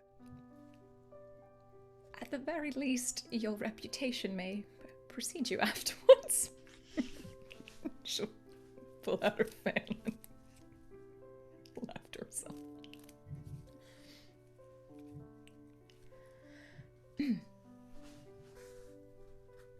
Just count your cards and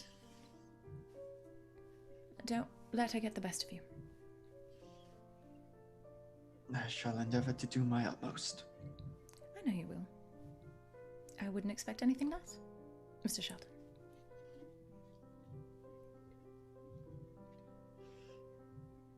Thank you for your sage advice, Colonel. Always. And perhaps if you win accordingly, we can celebrate later this evening. Well, I shall do my uttermostest to win accordingly then. Excellent.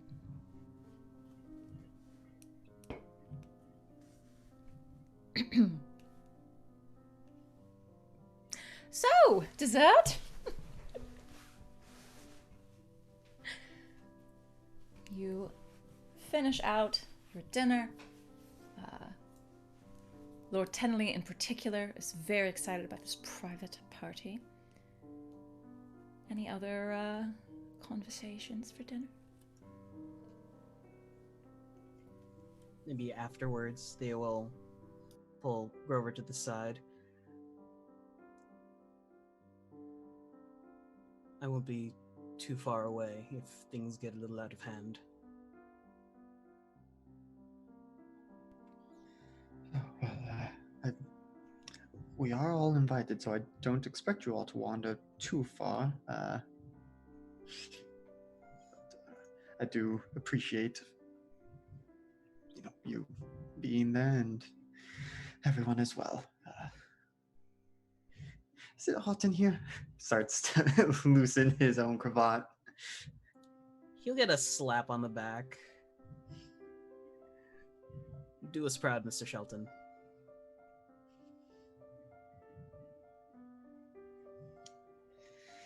Gonna win one for the Toncham folk, shan't I? No pressure.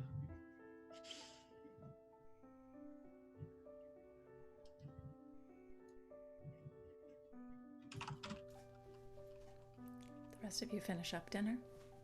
Grover tries not to hyperventilate. And we make our way to Lady Pemberlin Shire's estate. All right. As the party, we're in D&D now, as the group makes their way along the beach, Raleigh, you sit in uncomfortable silence for the most part, other than Mr. Grantham humming to himself on occasion.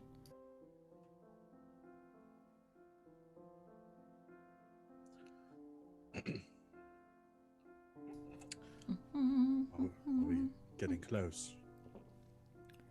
Well, I'd say about another 3-4 miles. Right. I don't suppose I could convince you to go just a slight bit faster. You're in a hurry there, huh? Just a little. I'm getting a bit nervous.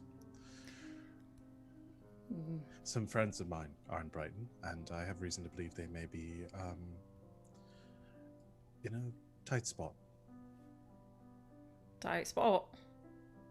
What sort of business are you in, sir? None really. It's a very long story, but my mother sent me to Brighton to relay some information to them. You a soldier? No, but 2 of my friends are. Colonels, actually. Oh. Yes. Right and proper in society, then, all right. Could have fooled me with your dirt all over your face. You got a little something right here, by the way. Didn't think it was right and proper to say it to. Be like, well, we're becoming friends now, and just right. Right. He'll pull out a rather soiled handkerchief and hand it to you. Oh. Just there, right there. Thank you. White tries to wipe himself clean with the dirty handkerchief and Hey, just good more enough. politely. Doesn't really use it very much, then hands it back. Thank you. No, normally I don't. I don't look like this. But yes. But no, they may be in some danger, and as I said, my friends are very respectable. One of them is actually the Countess, the daughter of the Marquis. You know the Marquis's daughter? Her Honor. I do, yes. We have known each other for some time. What's she doing hanging out with the likes of you? She might ask you the same thing.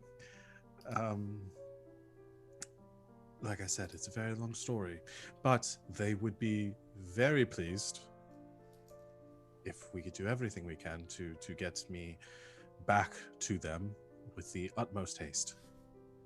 Obviously, keeping your lady in safety in mind. The missus doesn't like to go too fast.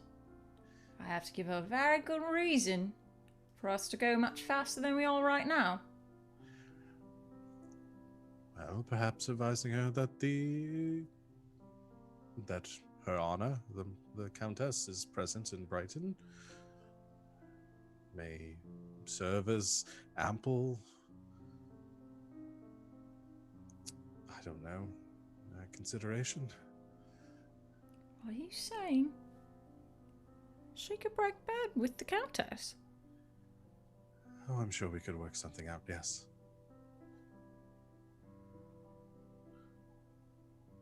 A moment. He'll sort of click to the horses, pull over to the side of the road,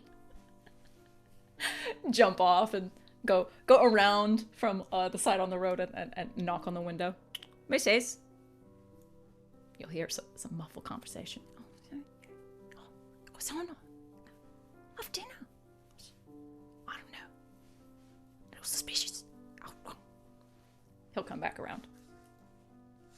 Missy says it's all right, as long as it's dinner. A full dinner. Yes, I will. Not supper, not lunch, a full dinner. Dinner. These 3 courses. 3 courses, yes.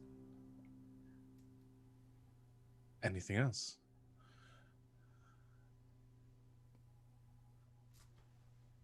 Wouldn't mind a drink myself. My good man, I'll buy you 2 drinks. How about that? All right, Sophie, come on. I'll click the horses and you'll go off on a run in the carriage. You have auctioned off a dinner with your friend, the Countess. Considering what's at stake. To a Mrs. Sampson of you have no idea. She owes me. As Raleigh goes riding off. Boyfriend. That's true. Riding off into the near sunset. The rest of you have made your way to the private Pharaoh party. As you arrive, there seems to be fewer people outside. Definitely still music, laughter, but definitely a smaller party. And there also appears to be at least 3 or 4. They seem dressed appropriately for, like house servants or, servers. They don't seem like your typical house servants. They seem a little rougher around the edges, if you catch my drift, but dressed appropriately for the evening and sort of walking about and around the entrance to the estate.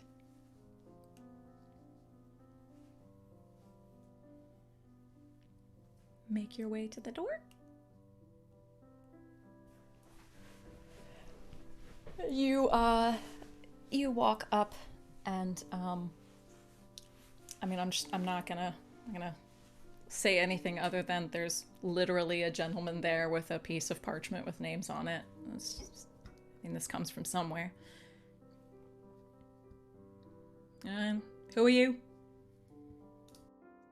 Well, I am Mr. Grover Shelton here at the Lady Pemberlonshire's direct invitation, as are myself and my companions. Oh, kind of looking to Lord Tennerly. I should let you go first. Oh no, my boy, it's fine. You seem to be doing quite well. Lord Tennerly, sir, my fiance, Lord Richard. We should be on your parchment there, sir. Sort of pulls up a pair of spectacles to sort of look over it. Right. Yes, all right, yes. Go ahead on in.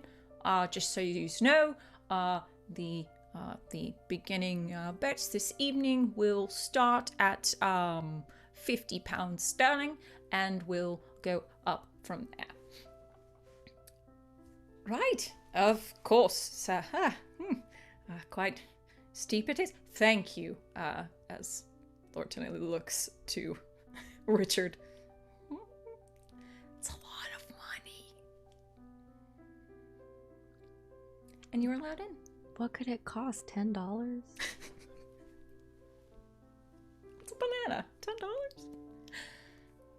You make your way inside again as the evening before. Everything is resplendently decorated. Again, just a smaller party of people. There were probably 100 to 150 people wandering around the grounds last time you were here. It's a much smaller party, closer to like maybe 30 or 40 people. And there are 3 tables this evening. And it seems that they are all the big spender tables. But again, at the center, you see, again, beautifully dressed and made up and coiffed as always, the Lady Pemberlin Shire, running at least a table of faro. She continues to do her dance of laying down her cards, and she doesn't appear to take any notice of you, but you're pretty sure she knows you're here.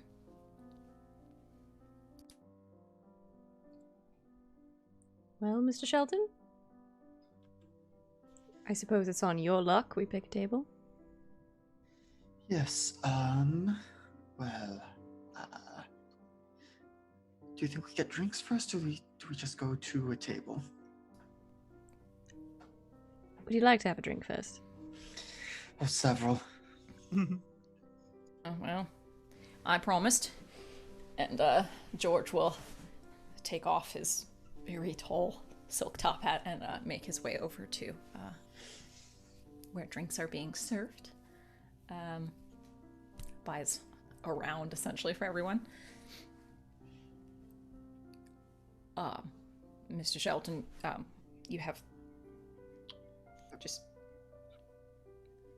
Are you sweating? Just here. Quite profusely. Pulls out a handkerchief for you. Also, if my conversion is right, £50 sterling then is like $6,200 in today money? Yep. Yeah.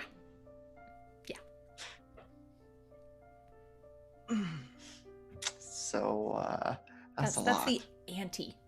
Yep. That's the starting bet. The Countess is like, fine. Savvy is like... I mean, I've watched that World Series poker. That adds up. Well, so then if you are paying Madame DuPont, what was it, £500 a month? That's $60,000 a month. Yeah. In blackmail. Again, she wouldn't have agreed to it, but she couldn't afford it. Yeah. I mean, this game doesn't really track money anyway, but...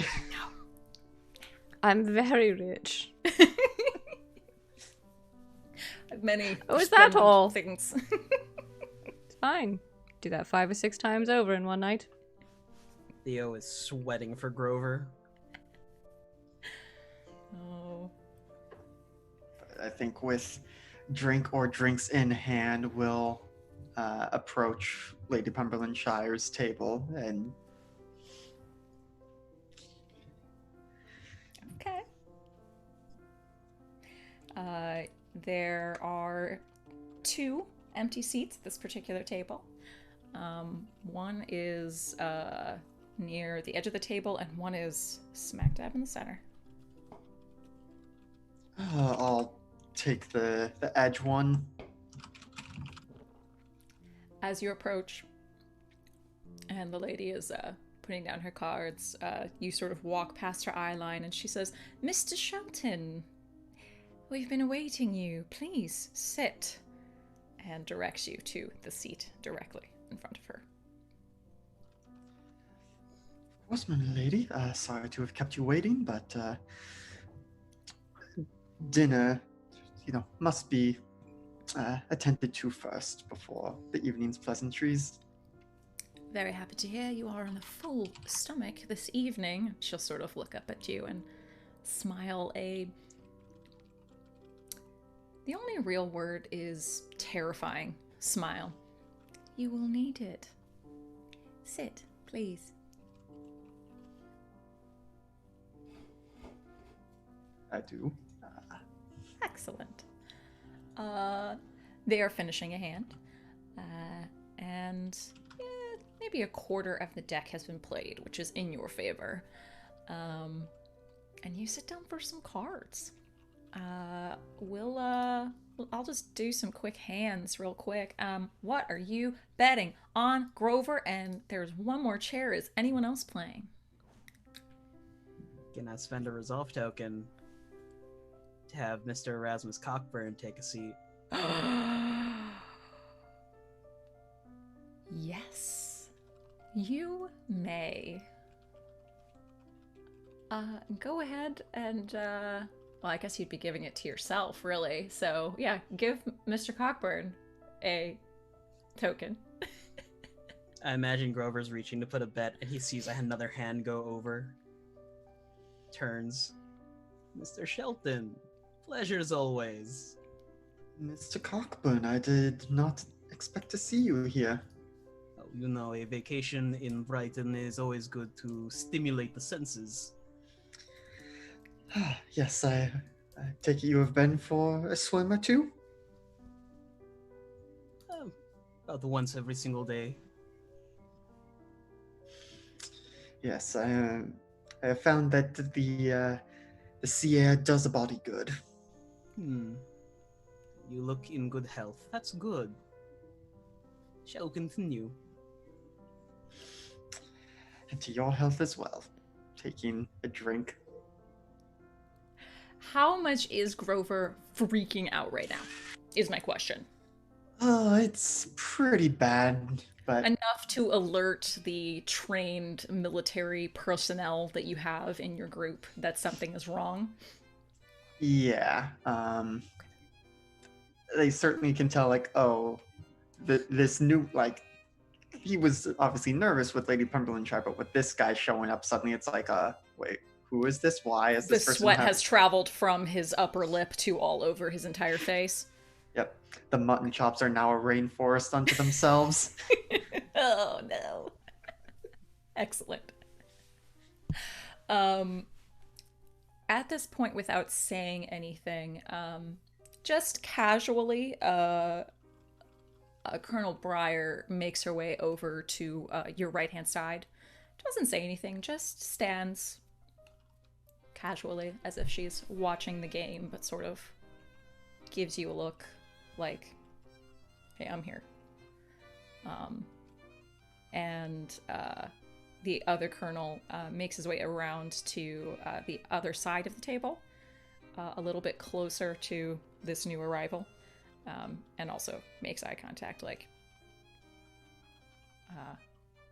starts laughing and you know, giving the lady next to him a hard time, like, oh, come on, I'm sure you have more than that, but just continues to make eye contact with you. So they're there. Well, I think to start the betting off, unless based on the cards that have been dealt, the queen would be a poor choice. Going to continue with the queen because that is what worked well before.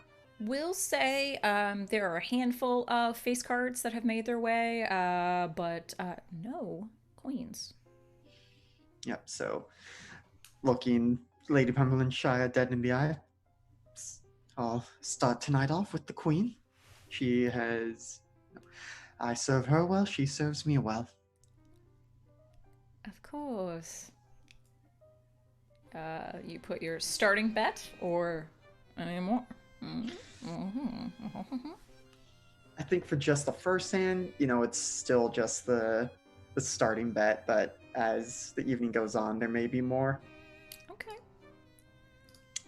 Or even just the very first turn, and after that, we'll add on more. Okay. We're gonna just play a couple of hands here, I think. I like it.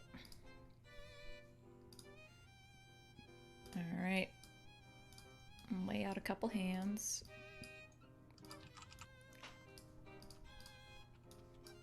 Okay. So you're sticking with the queen, huh? Yep. Perfect. We will go throughout the next hour or so. And there is nary a queen in sight. Enough that it's getting suspicious that there is no queen, or it's just really low probability of this happening. Not unheard of. There are other face cards that do pop up. Looks like you get there's a king in the loser pile there. You've got a jack that pops up as a winner at one point, but no queen.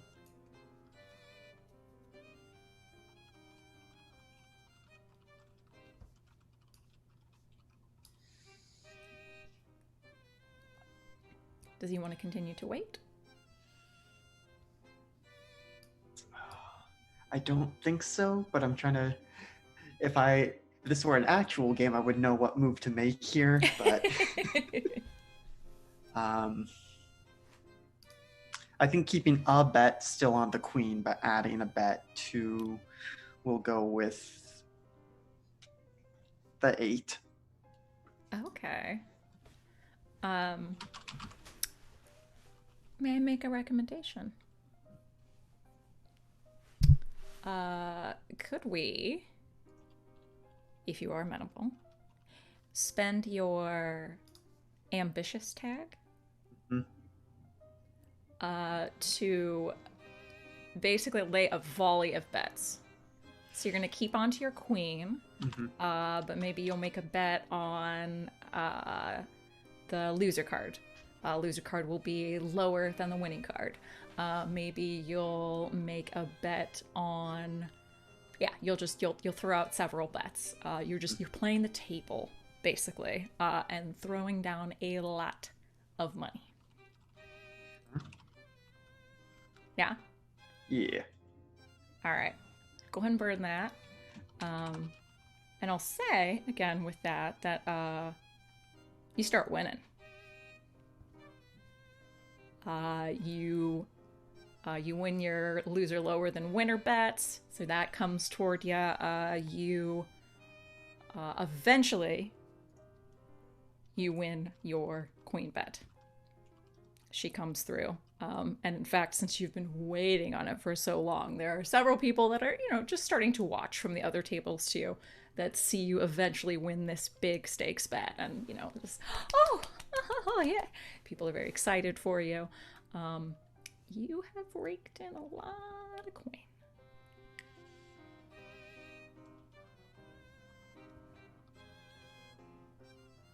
I think going to kind of look at Colonel Breyer, if the Countess is nearby, because she's sort of bankrolling all this, just trying to get like a sense of how much to bet, whether it should start losing on purpose to appease Lady Pemberlandshire somewhat. So we know where the colonels are. Amelia and Aurora has disappeared. What are the Countess and Theo doing? Theo is arms crossed, watching the table, probably next to Rose. He's certainly not doing poorly. Oh my god. Well, I told him he could keep whatever he won, so it behooves him to win. My god, he just won another... That is either the luckiest break I've ever seen, or... Should I? No. He's a very smart man. Far smarter than I, but Or I am the perhaps smartest a really of them. good memory, which would lend itself to counting cards. Because I'm not betting tonight. That's You more than sure? that's more than I make in a lifetime. Well, darling, that's why some of us marry into money. I'm not marrying you for your money. You dingus. Mr. Wilmot. I know. But it's nice.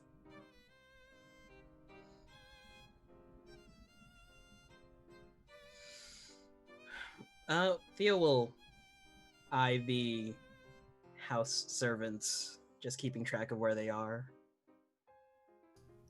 They continue to make their way around. There is someone always installed at the door. It seems like that person tends to circulate, so someone will relieve them and continue through the house.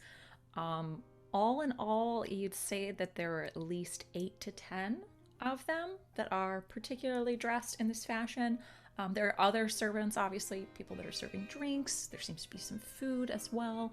Other people walking around, attending to the doors, attending to everyone else. But these 8 to 10 that you have seen, definitely, they look like they could rough someone up if necessary. And how is the Lady Pemberlane doing? Any cracks in the facade yet? Not much.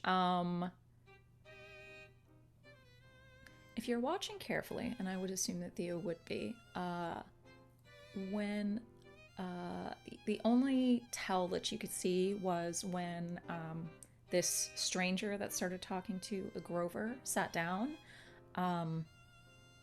Her smile cracked just slightly.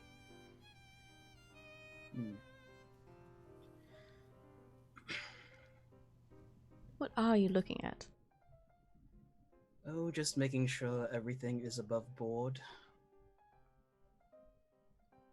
Don't like that. When the gentleman sat down at the edge, the lady was about to give something up. You think they know each other? Possibly. A lot of aristocrats here. They probably run in the same circles. If things get a little out of hand, promise me you'll stay by one of the colonels. What do you mean? I have a very unfounded feeling in my gut. Mr. Shelton is winning a lot of her money. Well, Let's she hope she's- invited him. Yeah, let's hope she's not a poor sport. Alright. If it makes you feel better.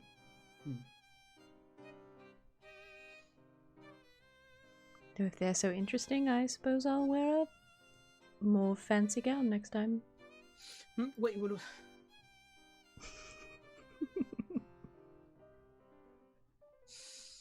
The equivalent of puffed cheeks happen. She's just laughing. Just actually laughing.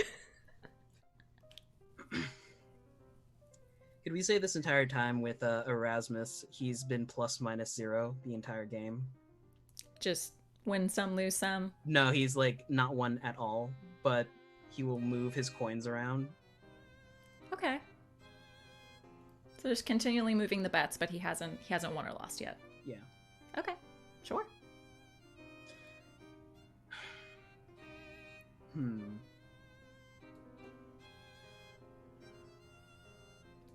At this point, the lady, and we have also, we're basically going to have to refresh. So we're going to have to go to a clean deck, as they would say, to refresh this particular deck of cards. So the lady will, with a flourish, sort of shuffle up all of the cards that there are left and sort of stack them down. And refreshment for all. We will resume momentarily once we have a fresh deck for everyone. Please enjoy. And she'll go ahead and walk away from the table.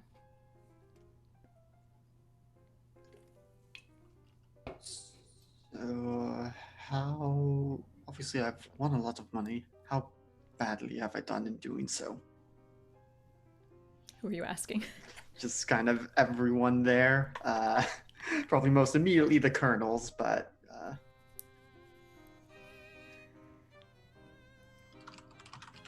I think you've done splendidly so far.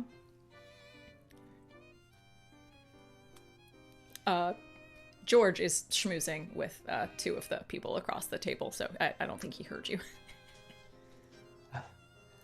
I may have to, never show my face in Brighton again for a different reason than the worst case retreat tactic we discussed earlier. No, I don't think we have reached that point quite yet. But I do not know that I would. If winning so much last time invited me here, is there a super double secret higher stakes party that she'll order me to this time? I think at that point, that's a very particular sort of party where you enter, you strip down everything that you're wearing and own, and that's about it. So one of Raleigh's parties? Let's just say I wouldn't be recommending that you attend that party. At least not unless I was there. Of course, wouldn't dream of it. As you two continue to talk, one of these house servants, one of the rougher ones, walks over. He looks like he's nursing a bit of a shiner and some cuts around his face. But he walks up to the 2 of you and says, "Excuse me, miss.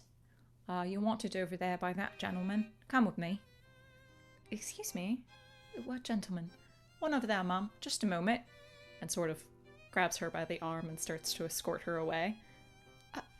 I'll be right back. Sort of walks over to the bar area with this server. At the exact same time, another one of the house servants walks over to you, Grover, and stands directly in front of you and says, "Mrs. says come with us." Well, is it alright if I visit the water closet first? Let's go. He sort of just chest bumps you toward the direction that he wants you to go. Grover did say that somewhat more loudly and projecting it towards George, but will not put up a fight at this point. So you start walking in that direction. George seems to hear you. He sort of makes eye contact and starts looking over. At that point, you do see another one of these house servants sort of walk over to George and sort of begin talking with him as you start to walk away further in toward the house. If it is amenable, I'd like to spend a token for Theo to follow and not be spotted like he just breaks away. Oh, are you being sneaky? He's being sneaky. He would have Sneaky? He would have gently tapped Rose on the arm and motioned to Annie by the bar. Well, Annie is being talked to at the moment, and sort of, I wouldn't say held, but is sort of being crowded by 2 to 3 of these house servants at this point over by the bar area. Should we intervene? Yes, yes, we should. I'm worried about Grover. Where is he? Keeping eyes on the back of Grover's head in the crowd. He sort of disappears further down the grand hallway, and you see him turn a corner further into the house. I can make them let me in. Probably, but well, that might cause more of a kerfuffle than what we actually need right now. Do what you can to save Annie from her own personal hell. That I can do. Break. All right, so Theo, you are sneakily trying to follow Grover down this hallway area. Excellent. And the Countess is making her way toward Colonel Breyer at this point. Yes? Toward the bar area? Oh yeah. Excellent. I'm getting ready to make a scene. Oh. Raleigh. Snap over to you in real time. It is full dark finally, and you are racing in this carriage with Mr. Grantham and Mrs. Sampson toward Brighton.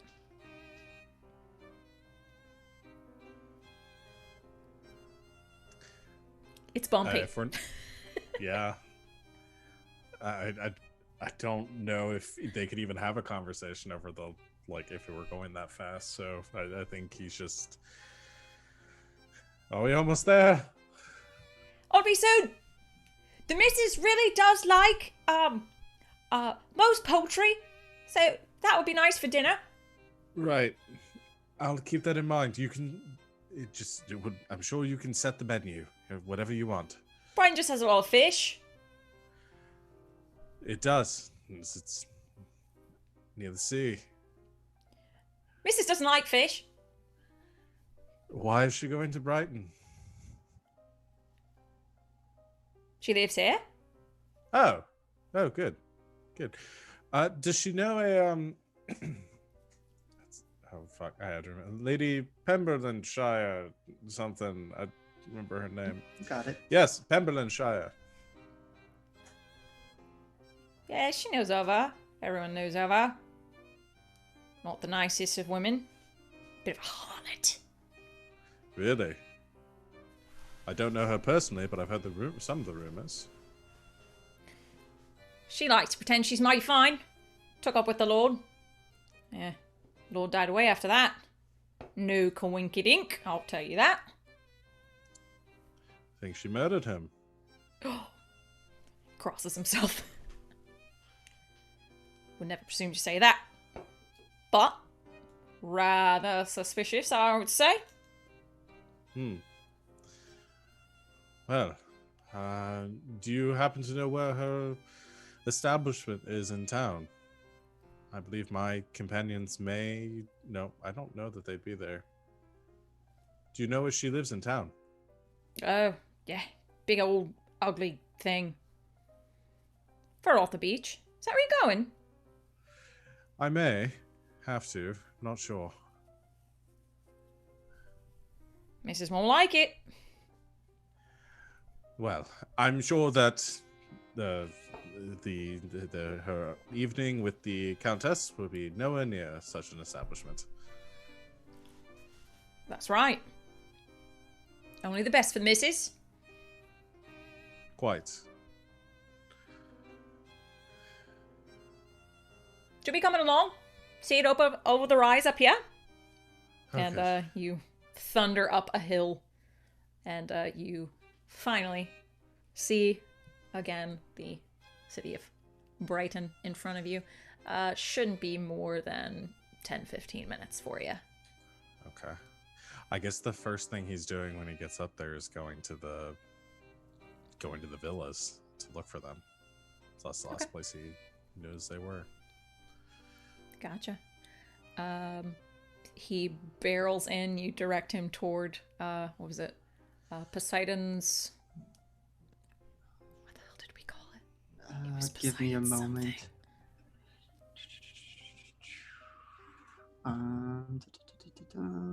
Alex knows everything. Yes. I just had to find the right session notes it was in. Hashtag Alex knows everything. Poseidon's Terrace. Yep. Poseidon's Terrace, thank you. Everyone get you an Alex. I'm just saying. Everyone needs an Alex. Every game Hashtag needs an get Alex. you an Alex. Everyone needs an Alex. Thank you. Poseidon's Terrace. You make your way there. Yeah, they appear dark. No candles lit. Does not appear that your friends are at home.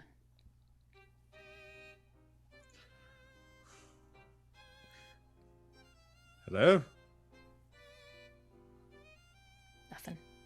George? Are there like, because I know we had like attendants and stuff nearby and people that attend to the villa. I don't know if there's like a front desk. Anyone who might have you seen or managed come to goes. find like someone that's like heading their way toward the stable area that you recognize. It's one of we'll say it's one of the Countess's servants. Right. Just, I think he says his goodbyes. He says, I promise. Where do you reside? Where can I find you tomorrow? Mrs. lives down the way, but I'm not letting you out of my sight. I don't trust you. This is where I'm residing. Okay. Well, you're going to have to. I'm just going to talk to this person over here. Just give me a moment, okay? All right. I'm Right. on you. Right. Just jogs over to them. Ow, ow, ow. Just realizes how much his feet hurt. Excuse me. Yes, sir. Where is the Countess for the evening? Oh, they're all up at the big house, sir. The gambling house. They got the invitation. It's a special invitation. Big Right. honor. I'm sure. Right. Thank you. Everything I'm all going to right? go find. You all right, sir? I'm fine. Thank you. And just runs back to the carriage. Just says, so, funny story. They're not here. I'm going to go beginning find to them. think these friends of yours are made up, sir. How can I? He motions back to the man he just spoke to, the servant. Yes, sir. Come here for a moment. Yes, sir. Can you confirm who you work for? I work for her honourable Countess Rosamund Spice, Esquire. Right. Who's this man? His name is Mr. Addison, sir.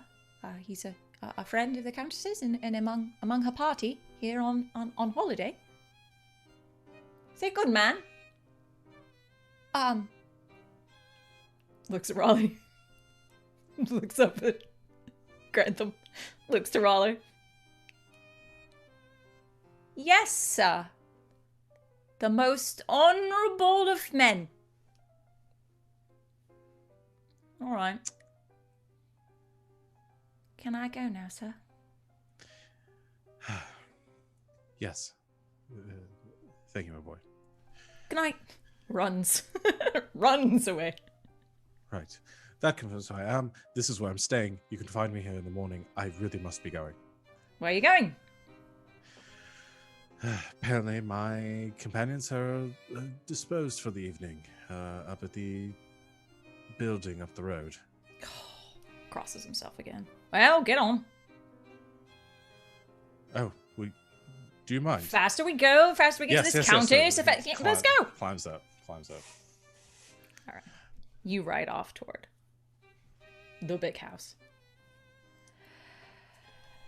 Grower, you're being shunted down a hallway.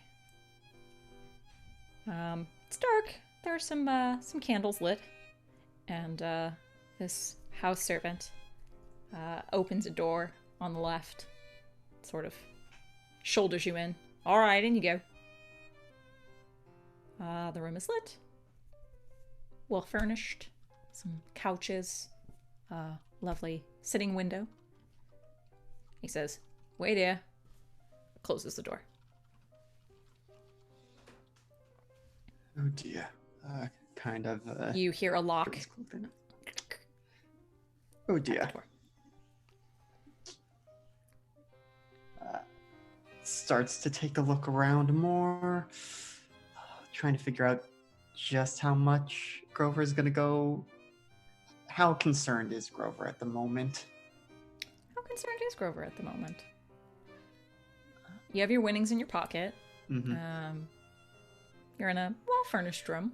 That's, lit with some candles.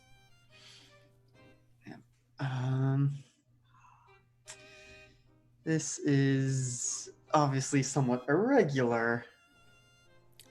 It's a But new experience. mm-hmm.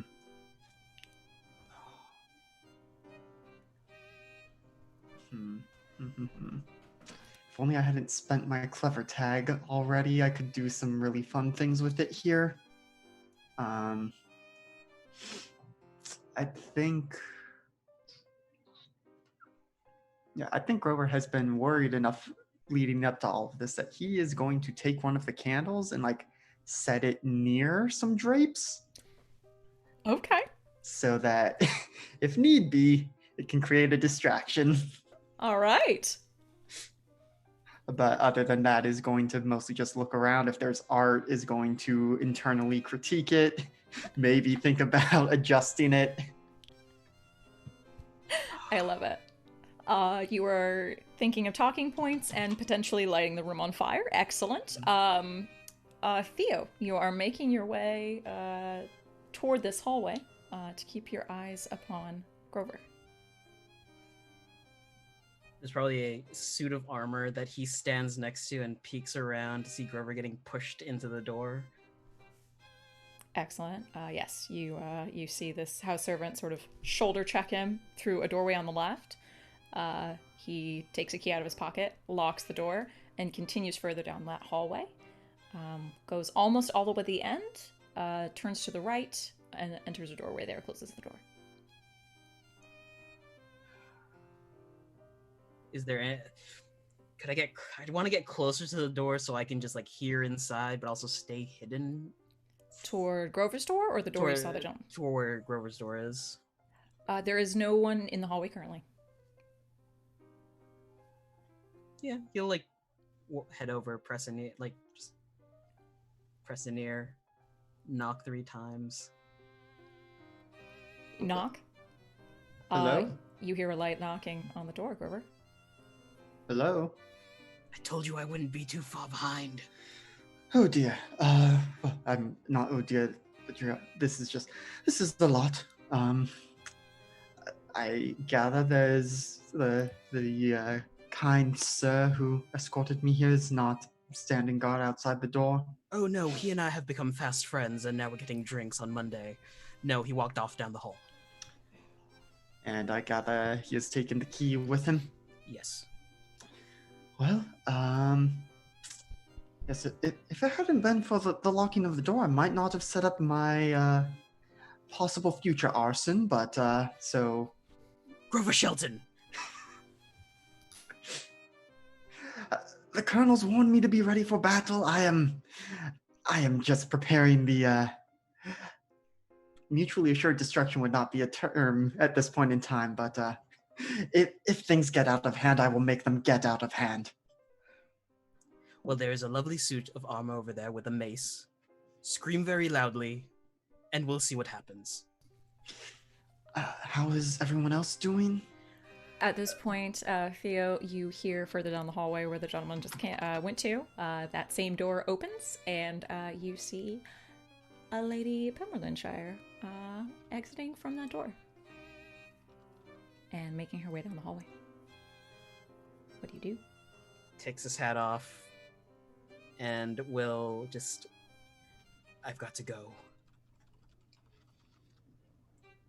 All right, well, try not to go too far so that you can at least hear the scream if need be. He'll try and make it look like he's not doing anything wrong as he meanders down the hallway towards her. Towards her? Okay. Yeah. I'm sorry, my lady. It seems that I've gotten quite turned about in your estate. Yes, I would say you have. The party is that way, sir. Yes, I was looking for somewhere private I could go with someone. Of course. I would readily suggest the gardens outside. Dark, secluded, safe. I will take your word for it.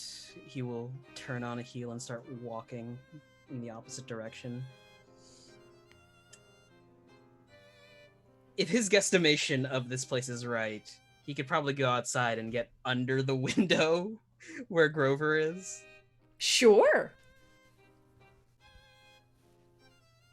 Metal Gear Solid up in this bitch.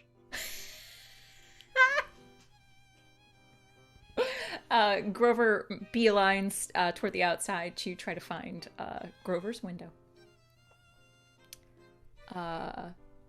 Grover, you soon after hear some talking outside the door, and then a key in the lock, and the door opens to Lady Pemberleyshire. As she closes the door and locks it behind her. I was told you wished to speak with me. Kind of standing in front of where he's placed the candle, ready to kick it over behind him if need be. Yes. I thought it might be wise for us to have a conversation.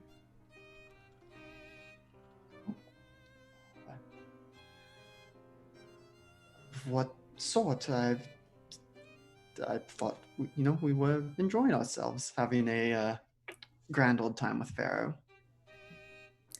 I always have a grand old time with Pharaoh. No, this is more of a conversation about family matters. Please sit. If you have somehow come across my mother, I am so terribly sorry for having made her acquaintance. Please, don't be sorry. Annette is a lovely character to have at our parties. You see, however, as she sort of directs you to sit, that also tends to be the problem. She tends to frequent our parties rather extensively, if you understand.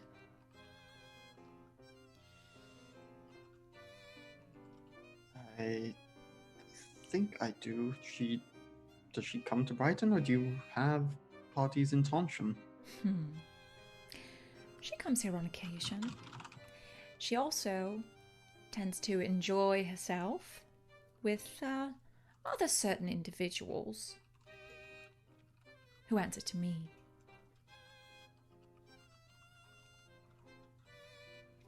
Needless to say,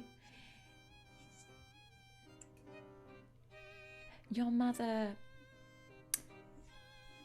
well, as nicely as I can, she'll sort of very elegantly sit down.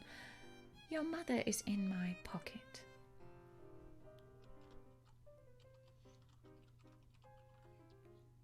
Are you sure we're talking about the same Annette Shelton? Oh, yes. We most certainly are.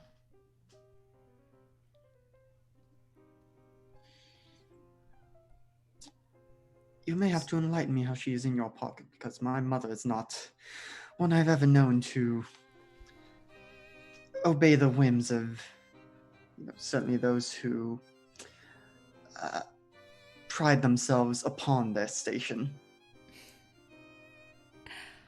I can guarantee you I have earned my station, Mr. Shelton. And your mother is in my pocket for the tune of well over £1,000 sterling. That is quite a bit. Yes. Have I won at least that much tonight? I would say you're close. So, let's discuss what exactly we plan to do with this information, shall we? We'll go ahead and cut to our other friends.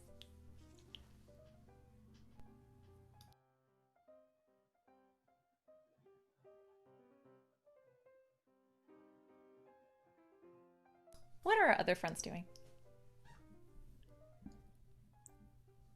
Well, I'm planning on causing a scene. Please. How do you plan to cause a scene? Well, my good friend, Colonel Annabelle Breyer, is being accosted. Mm-hmm. And I don't like this. Of course. I would like to intervene. Okay. May I recommend something? Is it to spend a positive tag? Yeah, it is. Because I've got a couple. Yeah, you got a few. Just a few. My recommendation was going to be unyielding. I like that. Because you're not gonna let this affront go. Oh, no. No. No. No. You are, I don't know if they know this, you are the Honorable Countess Rosamund Spice. Some would say Von Spice.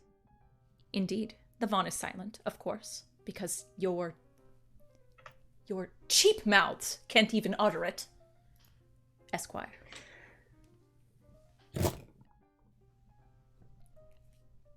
That was epic. And your friends, your dear friends, will not be handled. Excuse me. Yeah, what?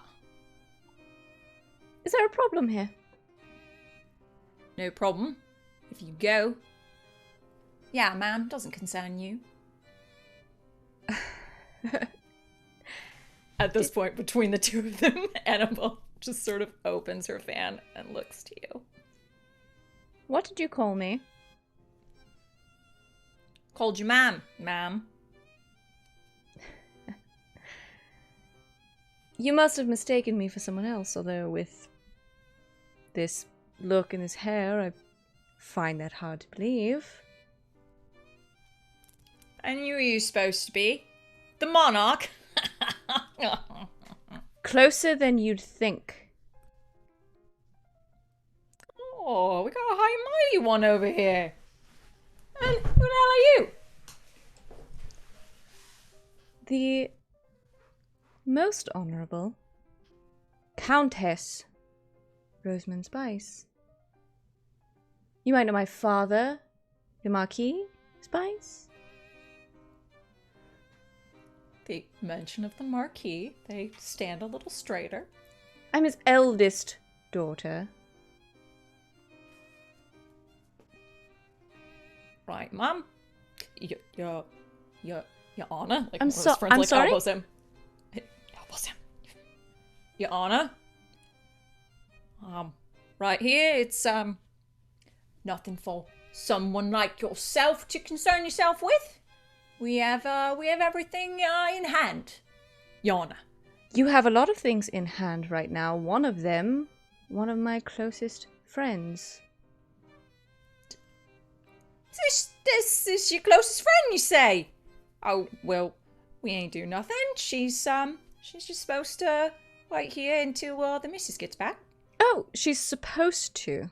A colonel is supposed to do what you say. According to who? His friend just keeps elbowing him aside. To our missus, the lady, Pamela Shire. Oh, only a lady. They both just sort of look at the ground. I think the two of you are supposed to be done for the evening. You're supposed to leave the area, at least, perhaps the premises. And you're supposed to remember your place. The elbower just sort of grabs his buddy, like, by the back of his coat. Yes, Your Honor. Whatever you say, Your Honor. Come on. Come on. Your Honor. Your Honor. Sort of back away from Annabelle. I mean, I could have said something, but I mean, that was too entertaining to pass up, honestly. Comes in handy from time to time. Maybe we shouldn't gloat quite yet, though. Have you seen where they've taken Grover? Theo's followed them.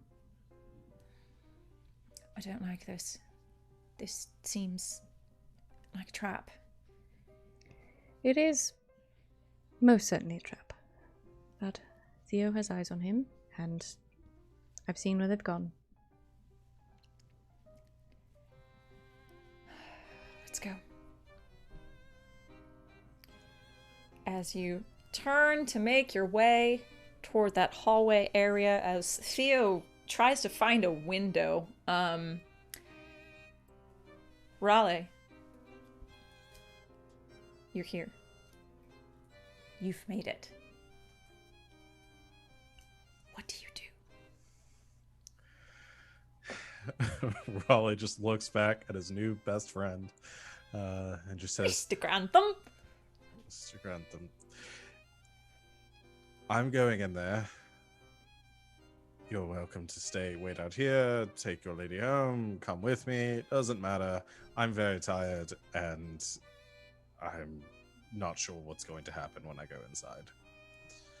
So he looks around, hops off, peeks in. Mrs. is asleep. We're all locked up. Should be fine. Where are we going? Into the belly of the beast, I suppose. Well, all right then. Let's go.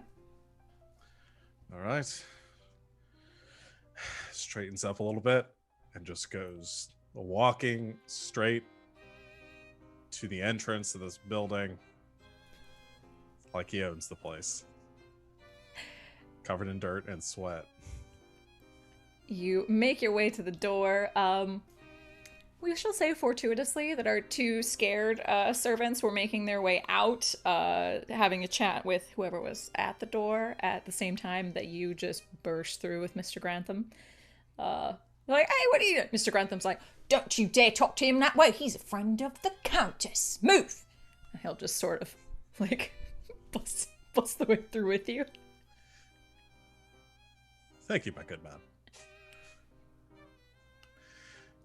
And just go, like, walks straight in and starts looking around for anyone he recognizes. Do I assume is she right there?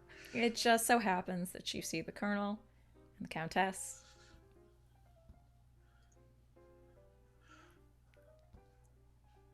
Good evening. Oh dear God. There are a few things that I need to explain. Where's George? Around, drinking. Perhaps maybe that This is should Mr. wait. Grantham, my good friend, Mr. Grantham. Your Honour, it's a pleasure to meet you. My missus is quite a fan. A pleasure, Mr. Grantham. I'm sure your missus is absolutely lovely. George should not see you like this. Like this. Oh, you know. he's Bloody seen hell! worse. Yes, George. Hello. Just sort of make his way over and just hug you. Oh, I do very much appreciate that. I'm very happy to see you. I am very sore right now. I haven't slept outside before. It's... What the bloody hell is going on? Long story short, Mr. Grantham, do you mind excusing me for one moment while I speak with my companions? Not even here. I'm just gonna walk. Be right over here. I'll be with you shortly. I owe you 2 drinks. Steps back. Long story short, working in reverse chronological order, I was attacked by bandits. I've walked here a considerable ways. All of my clothes, good gods. Well, not all of my clothes, but my favorite clothes are all burned, I assume, or stolen. If you see anyone wearing a satin burgundy jacket, it's probably mine, and it was probably stolen.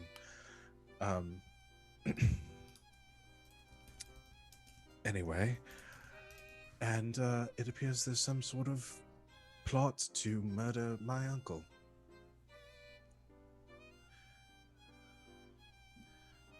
George All of starts this- feeling around your head to see if you Yes. have a bump or... No, I'm. Is he I'm all right? Fine. His eyes look alright. I can promise you. He doesn't that smell drunk. Where are they? Where are they? I'm gonna assume that I had the letter, No, did she give me some of the letters to take with me? I'm trying to remember if Did she? Raleigh would have taken something with him Yeah. as proof. I assume you kept those close to your person. Yeah, I probably kept him in his Yeah. jacket that he was wearing at the time of the attack. Just so en- I think he just Just probably enough. Yeah, just something. has this just hands it over.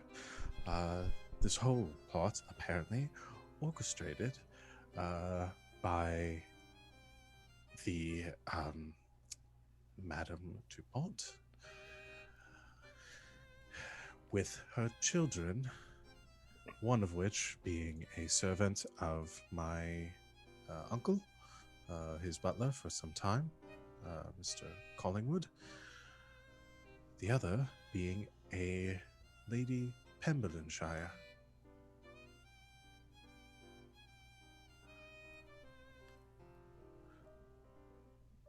You know how absolutely mad that sounds, don't you? Trust me, I felt the same way when I heard it the first time. But since then, I've been attacked, chased through the woods, and walked far further than any living man should walk on foot.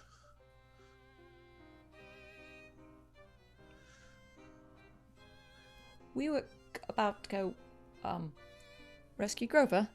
Yeah? Mr. Yeah, Addison, if you would be so kind as to accompany me out onto the balcony. Yes. Yes. Your Honor, I will gladly. And George, I'm very sorry I didn't say goodbye when I left. I just thought about that a while ago, and I should have. I'd kiss you, but I'm fairly certain that I'm covered in dirt right now. He'll kiss you. All right. I needed that. I really hope that I'm not sleeping again. Okay. Balcony. You trust this Grantham? With my life now, yes. Out onto the balcony. We can't have you in here looking like that. Mr. Grantham! Your Honor, yes. I'm just gonna hand him too much money. A lot of money. Your Honor. Our villa. I'll tell him where it is. Down the beach. Just to the left. We were just there. Yes, Mum. Please. Your Honor. Fetch any clothes that seem Mr. Addison's size, clean, and, you know, something that'll help him fit in. Right, Mum. Back in a Thank jiffy. you. That is Thank half. you, Mr. Grantham. The rest when you return. He's gone. There's just a Mr. Grantham-sized puff of smoke where he was. Thank you for that. The man deserves far more than that. Well, you're an absolute and, disaster, and you're apparently here with me. Right. Also, I should mention, you have dinner arrangements later in the week. We'll discuss that when the time comes. I had to make certain promises for them to pick me up off the side of the road looking like this. Is this a joke? Is this because No, you're still but- angry with me? Is that what this is? No, I think I'm too tired for that. His lady seems like a wonderful woman, and I'll make all the arrangements for the meal. What I need a drink. happened? Exactly as I said. Apparently, there's some sort of conspiracy in our small, sleepy town.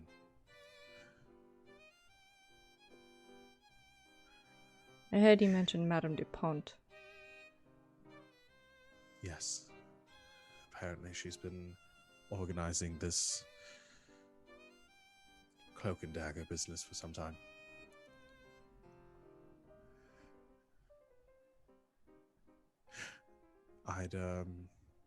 my mother did make mention of some financial arrangements that had been made as part of this plot. I suppose what you had mentioned the other day.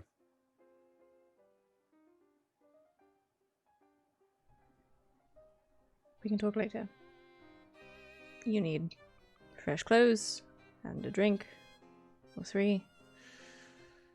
Right. Well, I'm financing the evening, so... wonderful. I suppose this should go some way to saying that I'm not complicit in this. Otherwise, this is a terrible blunder on my half. It is very dramatic even for you.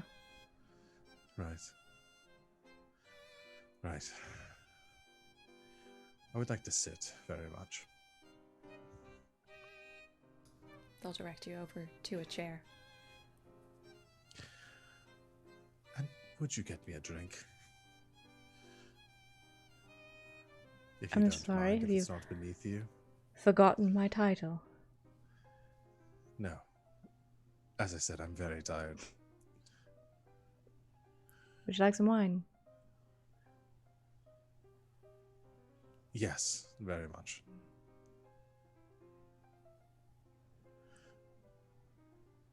All right.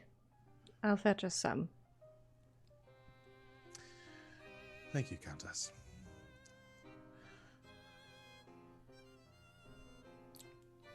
And with that, I will say... Oh, I see a raised hand. Yes?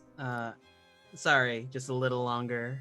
As Grover and the lady Pemberlane are sitting and talking, a side door opens up and Erasmus Cockburn walks in. I couldn't help but overhear that Mr. Shelton's mother owes you a great deal of money. And he'll throw 1,000 pounds sterling onto the table. If you would do me the honor, my lady, I would like to play a game with Mr. Shelton. And there is a folded up case at his side, and he'll put on the table and fold out. It's a Pharaoh game.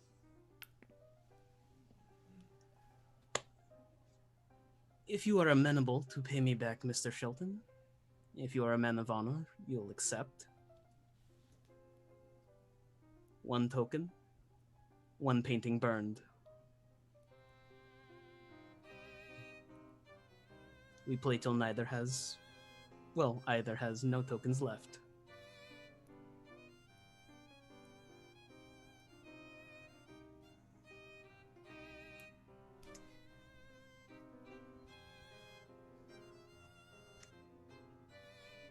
I do believe you have yourself a deal. My lady, if you will deal the cards, please. With pleasure. She scoops up her money, puts it away, and sets about the most important Pharaoh game of either of your lives. But we will have to wait till next time for that one, friends. Holy shit! Well, that is our game for this evening. We will go ahead and I think start next time with some reputation, and I don't know how we're gonna do epistolary here. Yeah, we'll figure that one out. Thank all of you. Thank you. I'm flustered right now, friends. I don't know how to feel right now. Thank you so much for joining us here tonight. We do this game every other Thursday. Next time here on a Game Nights, we will be here tomorrow, 8 o'clock Eastern, for some Sprawl action, some cyberpunk goodness. Doing Neon Souls. Come check that out. And yeah, in the meantime, if you want to come check out our wiki page, because boy howdy, do we have a lot to add to it, I would say. Please do. That would be wonderful. Alex worked very hard on it. Yeah, otherwise, please follow and watch all of the things that all of these wonderful people do on the internets and beyond. They're all fantastic and amazing, and I adore them all very much.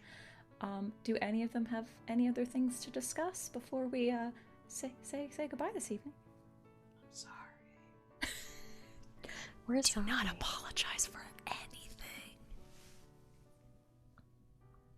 I have a finale this week. Yeah. That's my only exciting news. When I'm not here, I'm on twitch.tv/KoboldPress, playing Dungeons and Dragons. Everyone's favorite game. Yeah, we've been playing this for several weeks. I think this is our 9th week, and we're having our finale using their deep magic supplement. I play a cleric who's a little high all the time, and she loves the moon and her friends very much. So yeah, coming out with this is Monday at 8 p.m. Eastern Time is going to be our first season finale. It's very exciting. Very. Well, we will jump on into what I assume will be a big old denouement for us friends. But until next time, as always, internet, a good game and a good night. Bye.